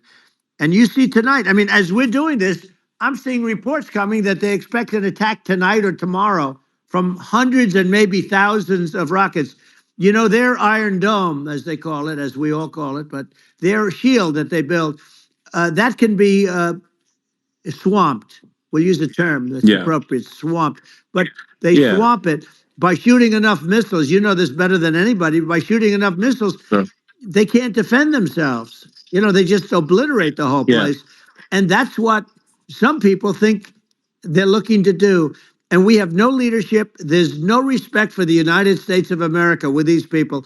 And I'm telling you, she'll be worse than him because she's a believer in being radical left, and he wasn't. I think you're right. I mean, you really, it's important for the public that may be listening to this to look at Kamala's track record, you know, before the last month, and say, is that a track record you agree with? And I think if you're an independent moderate, you definitely would not agree with it, because it is her behavior has been far left, and we're seeing just an overnight propaganda attempt to rewrite history and make it sound like Kamala's moderate when she in fact is not moderate. Well, her running mate approved, signed into legislation, tampons in boys' bathrooms. Okay, now that's all I have to hear. Tampons in boys' bathrooms, and that means she believes in that too. I mean, she picked this guy because he was the closest to her. A lot of people thought she'd pick sort of the opposite, but she picked an anti-Israel radical left person, but she is far worse, they say, than Bernie Sanders. If we have her as a president, if we have a Democrat at this moment as a president, I don't think our country can survive. I think it's a massive. I think we're in massive trouble, frankly, with the Kamala administration, and that's my honest opinion. Um, and uh, and I think really it's essential that you win for the good of the country for this election. And I mean I'm just stating my opinion. Now you may have seen this, but I got a letter from the EU Commission, like saying, to not have disinformation on during this discussion that we're having, and there's a lot of attempts to do censorship and to force censorship even on Americans from other countries, and what do you think about that? Well, I know the European Union very well. They take great advantage of the United States in trade, as you know. We, through a different forum, NATO, we protect them. And yet, if you build a car in the United States, you can't sell it in Europe. You just can't sell it. It's impossible. The same thing with our farmers. Our farmers find it very difficult to do business. We have a deficit with them of $250 billion, which people don't know. It sounds so nice, the European Union, but let me tell you, they're not as tough as China, but they're bad. And I let them know it. And that's probably why they notified you. No, they don't treat our country well. We defend them, with Ukraine. So we're in for 250 billion, and they're in for about 71 billion, and they have the same size. If you add up the European nations that in terms of an economy, it's about the same size. Wouldn't you say, as us? And they're in, and they're in much greater risk. They're right there. We have an ocean separating us from, in this case, the enemy would be Russia. Used to be for the Soviet Union, but let's assume they're close enough. And what happens is they're in for 70-something million. I think even less than that, billion, and we're in for about 250 billion, and it could be a lot higher than that. And I say, why aren't you going to equalize? Why aren't they paying what we're paying? And they're in much more, it's much more important for them because of the fact that, they're right near there. I mean, they're all sort of in that location. We're not. But they should, and I did it with NATO. There were only 7 countries that were paid up in NATO out of 28 at the time. And the United States was the United States was subsidizing NATO, tremendously subsidizing NATO. And I said, I went in and I said, you got to pay up. If you don't pay up, we're not going to defend you any longer. I took a lot of heat, but you know what happened? Billions and billions of dollars came flowing in. And I think a lot of the public isn't aware of the fact that the United States pays a disproportionate share of the NATO expenses, and then we get taken advantage of on trade. So think about it. Well, I mean, the point of NATO is defending Europe, and it's it's like, then okay, well, why is the United States paying disproportionately more to defend Europe than Europe? That doesn't make sense. That's unfair, and that is an appropriate thing to address. Well, when you talk about cost cutting and savings and everything else, I mean, honestly, look, there's nobody that feels worse about the Ukraine situation than I do, because I know it would have never happened. I know Zelensky. He was very honorable to me, because when they went with the Russia hoax and they said I had a phone call with him, he said it was a perfect phone call. It was a great phone call. He could have grandstanded and, said, oh, he was very threatening. He said, no, it was a very nice phone call. I called him up to congratulate him on his win, and you end up getting impeached because these people are lunatics. I was talking about the difference from the people within and the enemies on the outside. In many cases, the people from within are more dangerous for our country than the Russias and the Chinas. If you have a smart president, you're not going to have a problem with them. You're going to do things. Yeah. Now, they've taken advantage of us incredibly, but you're going to do things with the right person. Yeah, well, I think it's obvious that you're a believer and an advocate of free speech, because during your first term as president, you were attacked relentlessly every day, often very unfairly with with false attacks, and you didn't try to shut down the media. You didn't try to inhibit their freedom of speech, and I think that says a lot. Well, the good thing is that you and I have, and some people, very few, we can get the word out. Although sometimes it's hard because they don't want to print it. Like we're having a great conversation right now. Kamala wouldn't have this conversation. She can't because she's not No. smart. She's not a smart person, by the way. She can't have this conversation. And Biden, we don't even have to talk about it. I mean, he couldn't have this conversation. He would have given up on the first half of a question. He would have walked out. He would have said, "Where am I? Where am I going?" So anyway, but Yeah, no, he wouldn't have this. that's true. Not a lot of people would have this conversation, but we cover a lot of territory. But the beauty is that we can have a conversation, and Yes, you I'm can actually able have a to get it out conversation. without because I get I think treated unfairly this by is a the really press. big point. You can actually have a conversation with you. Yeah, it's nice, isn't it? And you can't have a conversation with Biden or Kamala. It's like it's not possible. That's true. So this is like talking to an NPC. No. So it's just impossible. Well, but think of it. We need a man or person who's unbelievably sharp in order to stop all the nuclear danger and all the dangers that I'm talking about. And I got along with all these. I got along with Kim Jong-un. We had dinner, we had everything, and he really liked me, and I got along with him really well. By the way, he's the absolute boss over there. A lot of people said, "Oh, do you think he really?" That's for Let sure. me tell you, I saw things that you don't want to know about. He is the boss. But we had a good relationship, and he doesn't like Biden. He considers him a stupid man. He said he's a stupid man. Well, at least he speaks his mind. But in this country, you're not sort of allowed to say it, but I guess you are. You should be allowed to say it if it's true. But we need smart people, and we need people that have an ability to lead. And she doesn't have that ability. Can you imagine? Now, Chairman Xi very well. Can you imagine her and him negotiating or No, it's even silly. It would be standing silly. together? It is, the whole concept is ridiculous. She is terrible. She's terrible. But she's getting a free ride. I saw a picture of her on Time Magazine today. She looks like the most beautiful actress ever to live. It was a drawing. And actually, she looked very much like our great first lady, Melania. She didn't look. Yeah. She didn't look like Camilla. That's right. But of course, she's a beautiful woman. So we'll leave it at that, right? Yeah, well, maybe like I think part of what people in America want to, people in America want to feel excited and inspired about the future. They want to feel like the future is going to be better than the past, and that America is going to do things that are greater than we've done in the past, reach new heights that make you proud to be an American, and excited about the future. They want the American dream back. They want the American dream back. More important than anything else. It's like you don't have that today because the people, they've been just sucked. They see incompetent people running our. The Biden thing is very interesting. People just found him to be incompetent, and when I debated him, I was like, "Is this for real?" It was. Yeah, it was just absurd. But I think there are like some grand projects that we could do. I mean, I think like we could build a base on the moon. We could send American astronauts to Mars. We could build high speed connections that are more advanced than anything else in the world between our cities, so people have fast transport. It's possible to solve traffic with tunnels.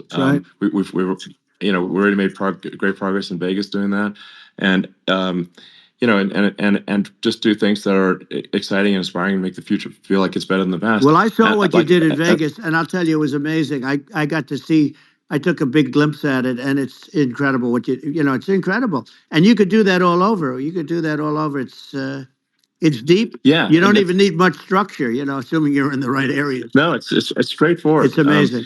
So like I think we could do some things that like China's got incredible high speed rail between its cities, but I think it's actually possible with tunnels if with deregulation, with an ability to actually where it's like legal to actually do the tunnels. Then you could have high speed tunnels that are actually better than anything else in the world for high speed transport between cities, and that would be something that Americans can say, "Wow, okay, we've got something that's cooler than anyone else in the world." That's the kind of thing that makes you proud to be an American. And much safer than surface trains, where there is a danger there. With crazy people, it's much safer, much better.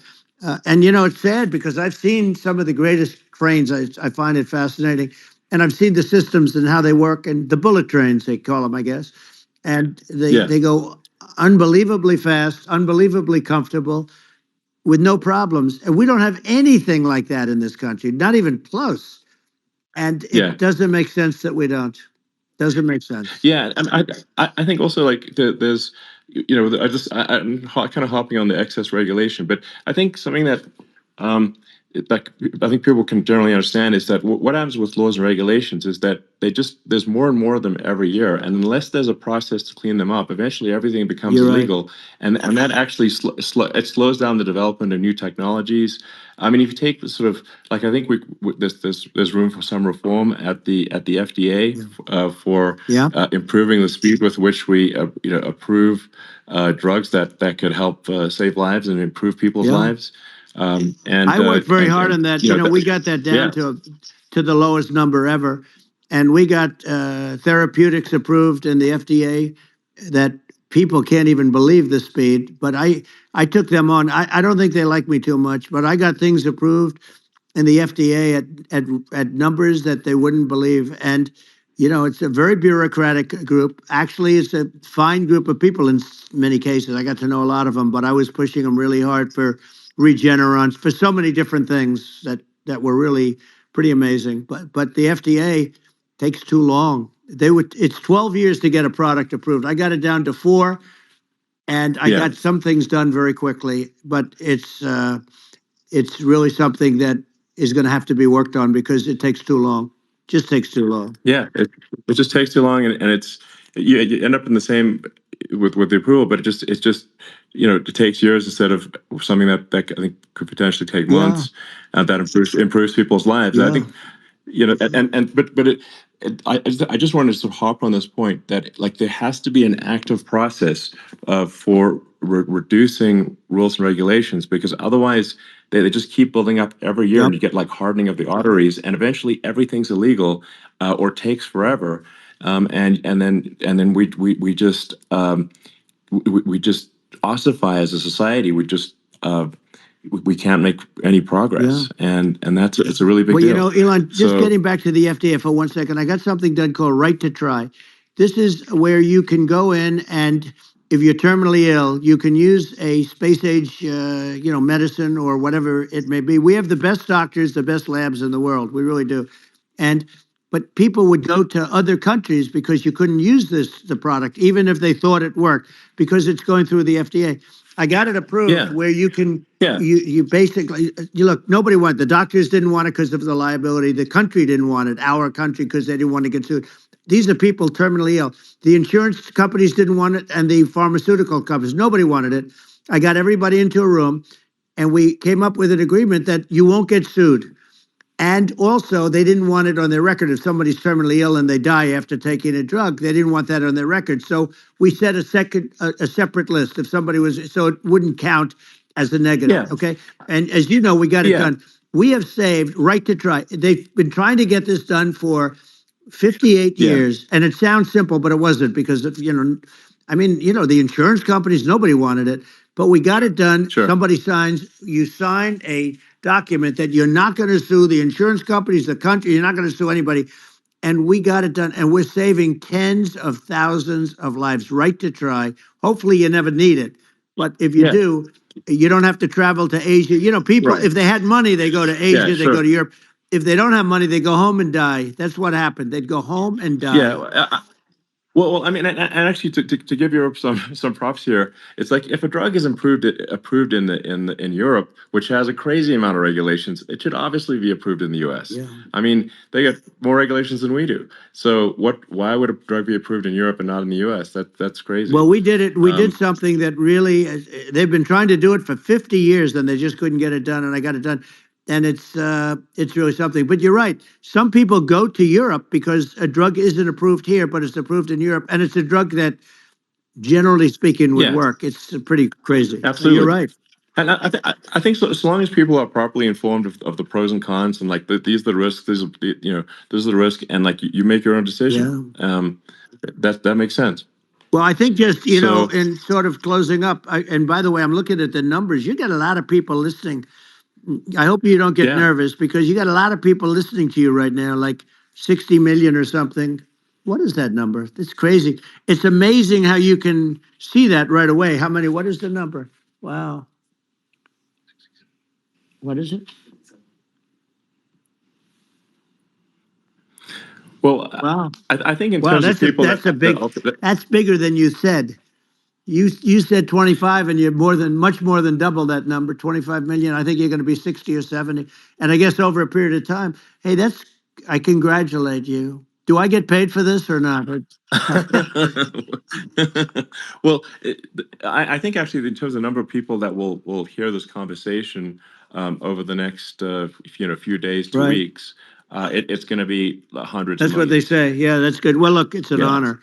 Yeah, I just asked this, are you better off now or were you better off when I was president? Nobody's better off now. People, we put out polls on that and nobody's better off now. Inflation has killed it.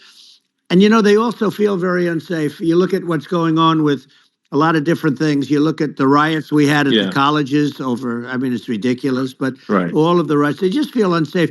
And now they really feel unsafe because you have a new form of crime. It's called migrant crime. I call it Biden migrant yeah. crime. Maybe I'll call Well, it Kamala migrant crime.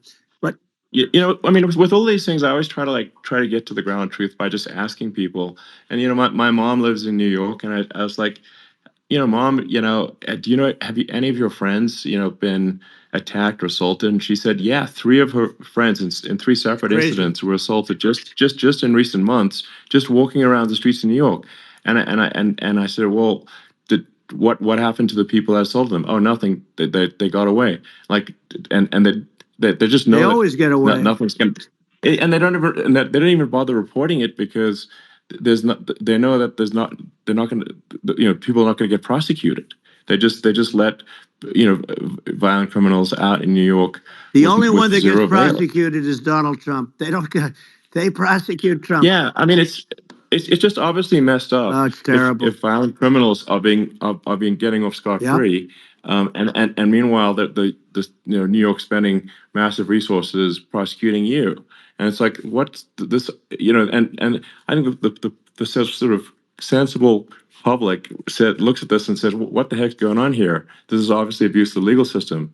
The legal system is supposed to be protecting the public right. from violent criminals, and it should be obviously allowing the public to make their own decision about who should be president, as opposed to some legal case. Once they start this precedent, because this can go on with the next one. I mean, this is a very bad precedent what they're doing in terms of going after their political opponent, and that's all it is. It's going after their political opponent, and then you get a judge who's a strong Democrat, and I'm being nice when I say that. In many cases, crooked as hell.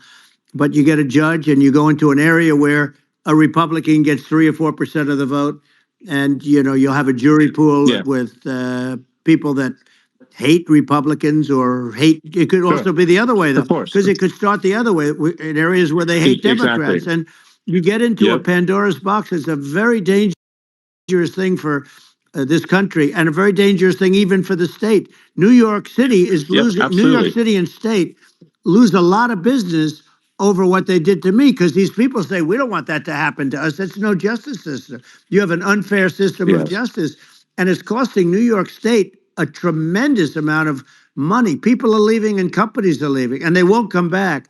So, all of that stuff is important. But the economy now is the big thing, and we can turn that economy up so fast, and people are going to be back again. We're going to get rid of inflation. I think there's a lot of opportunity. Right. Absolutely. So. And I just want to congratulate you. You've done an amazing job. You have definitely got a fertile mind.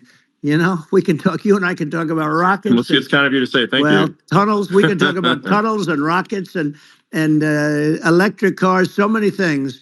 And now you're into the AI, and that's going to be another beauty, I'll say. So it's an amazing thing you've done, Elon. It's an amazing thing, and I congratulate you.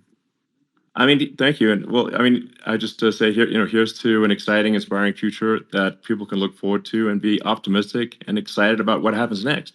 And that's the kind of future that I think you will bring as president, and that's why I endorse you. Well, I appreciate that. That endorsement meant a lot to me. Not all endorsements mean that much, to be honest. Your endorsement meant a lot. And, we have a phrase, make America great again. It's pretty simple, but it really says that we want to make America great again. And we can do it. We can do it now. But if we were going to suffer another 4 years like we've suffered for the last 4 years, I'm not sure the country can ever come back. That's how bad it is. It's so bad. We have to do a lot of things. I think that's a very real risk. Yeah, it's a big risk. That's a very real risk. Yeah. And it's, I'd just like to note to people listening, like I've not been very political before, and if you look at my record, I've actually been I'm not like some they try to paint me as like a far right guy, which is absurd because I'm like making electric vehicles and solar and batteries, helping with the environment, and I actually I supported Obama. I stood in line for 6 hours to shake Obama's hand when he was running for president, and so it's not like I'm like some sort of dyed-in-the-wool long-term Republican. I'd call myself, historically a moderate Democrat, but now I feel like we're really at a critical juncture for the country, and I think a lot of people thought the Biden administration would be a moderate administration, but it's not, and obviously we were just going to see an even further left administration with Kamala. That's my honest opinion. I mean, her dad is literally. She was brought up as an actual. Her dad is a Marxist economist. You can Google it. I mean, it's not we're not making this up. That's how she was brought up. So, and we want to have a future that is prosperous. And I think we're just at this critical juncture, and I think this is a case of the America is kind of at a fork in the road, and it's true. And I think it will take the path to, like, you are the path to prosperity, and I think Kamala is the opposite. Then that's my honest opinion. I'm gonna get attacked like crazy, and I've also experienced quite a bit of lawfare myself, but I'm just trying to tell people my honest opinion, and I haven't been really active in politics before. And I'm just trying to point out that my track record historically has been moderate, if not moderate, slightly left. And so this is to people out there who are in the moderate camp to say, I think you should support Donald Trump for president. And I think it's actually a very important junction in the road, and we're in deep trouble if it goes the other way. Well, I want to thank you. And, I actually always did think of you as somewhat left. I must say that. So it's Yeah. even more of an honor to have your endorsement. I know how strong you feel about it. But, when you think of her, San Francisco 15 years ago, I had a great friend, Bob Tish. He said it's the greatest city in America. And now it's almost not livable there. And California likewise. And she was involved in the destruction of San Francisco and the destruction of California. And she will be involved in the destruction of our country if people are so unwise as to elect her. And I hope that doesn't happen. And I hope the elections are going to be run honestly. And we're going to turn this country around. We're going to do things and we can do it fairly quickly. And we have to get rid of the criminals that have been, given to us by other countries as they laugh. They laugh at us. They think we're stupid to accept these people. These are radical, stone cold killers in many cases and terrorists. And they're in our country by the hundreds of thousands. Yeah. And we have to take them out. Yeah. I mean, if I could summarize it, perhaps, I think these are issues that I think most people in America would agree with, which is that we want safe and clean cities, we want secure borders, we want sensible government spending, we want to restore both the perception and reality of respect in the judicial system, just stop the lawfare, and I think that's like, and how are those even right-wing positions? I think those are that's just common sense, and that's. I mean, would you agree with that? 100%. I don't understand, the whole, they call it progressive. They don't like the word liberal anymore, but call it liberal or progressive. I don't understand how somebody could say that it's okay for them to empty prisons into our country. And again, I told you, their crime rates all over the world are going way down, which makes sense. In fact, the next time what we'll do is, if something happens with this election, which would be a horror show, we'll meet the next time in Venezuela, because it'll be a far safer place to meet than our country. Okay, so we'll go. You and I will go, and we'll have a meeting and dinner in Venezuela because that's what's happening. Their crime rate's coming down, and our crime rate's going through the roof. And it's so simple. And you haven't seen anything yet because these people have come into our country and they're just getting acclimated. And they don't know about being politically correct law enforcement or lack of law enforcement. And our police, I have to just end with this. We have great police. We have great law enforcement, but they're not allowed to do their job. They have to be able to do their job without being destroyed. Well, absolutely, and it's obviously demoralizing if you're a police officer risking your life to arrest violent criminals who could kill you and do kill you sometimes, and then you arrest the violent criminal, and then the DA doesn't prosecute and that's let the guy out. Right. Well, then why should a police officer risk their life to arrest a violent felon? Well, even worse, Elon, if nothing's going to happen. Even worse, they prosecute the police officer. They go after it and they prosecute the police officer and they take away his pension. They take away his job. He loses his family. He loses his house. Well, I thought it was very telling, like incredibly telling, that when there was that case where sort of a gang of thugs beat up police officers. I think it was in Times Square in New York, and then nothing happened to those guys. They were let out, zero bail, and I think a bunch of them were given free tickets to California. Well, what is I mean, that is a gross indignity against the United States, and that's how. I mean, this is insane. Like, have we lost all pride? How can such a thing be allowed to occur? I've never seen anything. We see where they get shot. It's a very dangerous profession, but it's something they're very proud of, and they want to be able to do their job. But I've seen them get shot. I've seen a lot of things, but I've never seen where these guys are standing in the middle of a big street, everybody watching them, and they're literally boxing, like punching, stand-up fighting a police officer. There were two of them, and you had about six of these guys, and they're punching the hell out of them. And in their own country, they would be dead if they did that. They'd be shot. Yes. They would be shot instantly. And, they come from these countries, and it's taking them a while to realize that we don't do that in this country. But in their own country, if they stood on a street and had a fight with a police officer, they would be shot. There's no political correctness. And it's such a sad, it's such a sad thing to see. And that's the reason you have crime, by the way, because we don't do anything about it. Yeah, we just cannot have a situation where our police officers are beaten up on camera by a gang of illegal immigrants, and then nothing happens to the guys that beat up the cops. I mean, and they're let out. This is unacceptable. Well, we're going to change it, and we're going to get them out of the country. When I first got involved, they said you couldn't get them back to these countries. You couldn't take them back. In the case of Guatemala, Honduras, El Salvador, some others, you couldn't get them back. And I said, really? Oh, you can't get them back? Because under Obama, he couldn't get them back. They'd fly him in, and they'd put planes on the runways in these countries so you couldn't land a plane. They'd bring them back. And the generals told me, sir, we can't bring them back. The countries won't accept MS-13 gang members. They won't accept them. And I said, really, how much do we pay these various countries in terms of economic aid, which is also somewhat ridiculous? And the answer was $750 million. I said, good. Tell them they're in default. They're delinquent. We're not paying them anymore because they won't accept it. And you know what happened? They all called me, every one of them. They said, we would be honored to take them back, sir. We would be honored.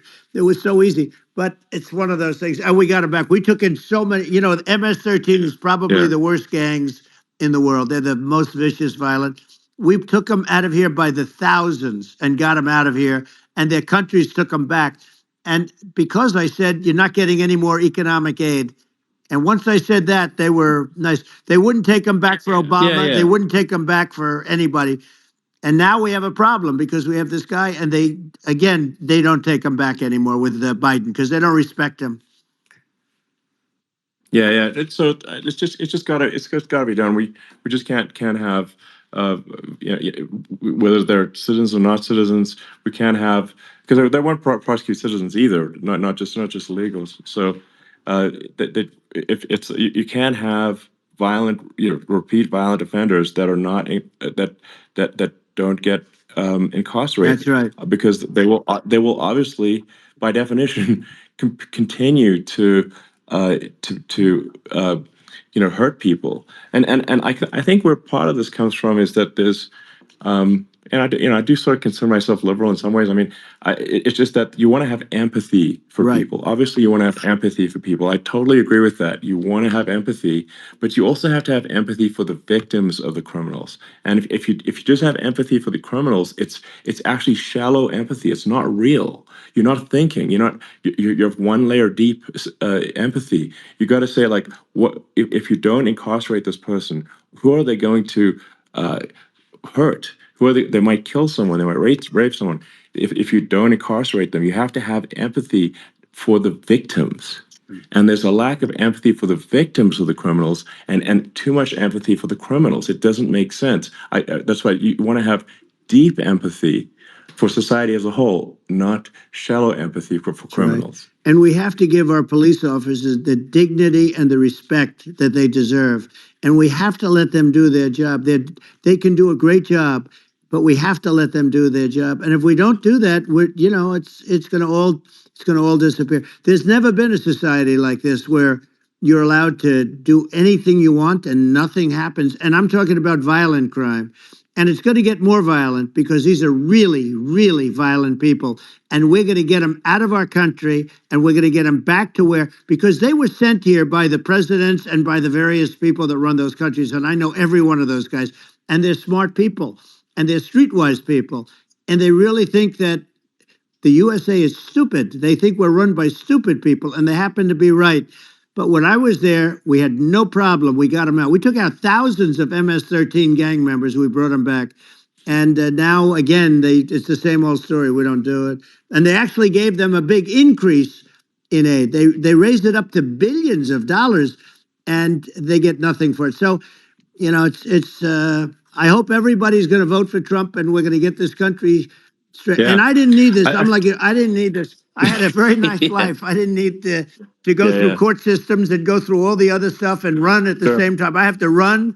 I have to go through fake trials with, in some cases, corrupt judges, totally corrupt judges. I didn't need it. I had a nice life. I have great locations. I have beautiful oceans that I have places. But I felt it was important. And if I had to do it over again, you probably think I'm crazy for doing it, actually. But if I had to do it over again, I would have done it over again, because this is so much more important than me or my life. We're going to save this country. This country is going down. And these people are bad people that we're running against, and they're liars. They make statements. They do things that are so bad. They say they're going to make a strong border. They say they've been great on the border, and they've been the worst in history. They say they're going to stop crime. The facts speak for themselves. It's so incredible. Speak for themselves. Like it's gotten to the point where people just don't even bother reporting crime in a lot of cities because they know nothing is going to happen. That's what I hear anecdotally from people all the time. So it's just my values. I'm just saying to people out there, like the things I think are important for the future is, like, we've got to have safe cities, we've got to have secure borders, we've got to have sensible spending, and we've got to have deregulation, and so we can have a prosperous future. And then we want to have some exciting, sort of moonshot projects that people can get fired up about. And that's the future I'm looking for. And I'm pro environment, but I'm not against. I'm not like, I don't think we should vilify the oil and gas industry, because they're keeping civilization going right now. And but I do think we want to move, at a reasonable speed towards a sustainable energy economy. Those are my values, and I think, and so I mean that's why I'm supporting you for president. Well, I appreciate it. We're going to give incentive to companies to come into our country, not to leave our country. We're going to be giving tremendous incentives. We want companies to build here, not to build in other locations. And we want to create jobs. And again, it's about the American dream. You don't hear about the American dream anymore, Elon. You're the American dream in the truest sense, but you don't hear about the American dream anymore. And you're going to hear about it, people, they need that incentive to go out and Yeah. do it. And they're going to love their lives. I mean, they're going to look forward to getting up in the morning and going to a job that they love, not a job that they can't stand, or not any job at all where they have no money, where they literally have no money, and then they end up with violence and lots of other problems. No, we're going to do some great things. And I learned a lot in the first. We had a great economy and all of that. We rebuilt the military. We did so much, but I also learned the best people. I learned the good people, the smart people, the dumb people, the people that can do things, the people, you learn. When I first came in, I tell people I was in Washington, D.C. only 17 times, according to the fake news media.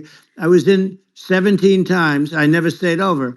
And you don't know people. You rely on other people to give you names, and then you realize the people you relied on weren't so good. Now, we had great people, but we also had some where I wouldn't have, used them had I known. Now I know everybody. And I think we're going to really turn things around fast. We have no choice. Otherwise, we're not going to have a country. And I really appreciate this. To me, it's been a lot of fun being with you. You're an amazing guy. You've done an incredible job and a great inspiration to people, a great inspiration. And I hope you keep going and just continue to do well. And we're going to have a big election coming up. And I think November 5th will be the most important day in the history of our country. I think that election will be the most important election. And I think it'll end up being maybe the most important day in the history of our country, because if we don't win, I just feel so sorry for everybody. No, I think we're at a fork in the road of destiny of civilization, and I think we need to take the right path, and I think you're the right path. So I think that's what it comes down to. Thank you very much, Elon. It's a great honor, and we'll do it again sometime. And it's been really fun, and I hope you got a lot of viewers. I hear you got a lot, but I hope you got I know you got a lot of them. So I appreciate it. I'll see you soon. All right, sounds good. Thank you. Thank you, Elon. Thank you very much. Bye.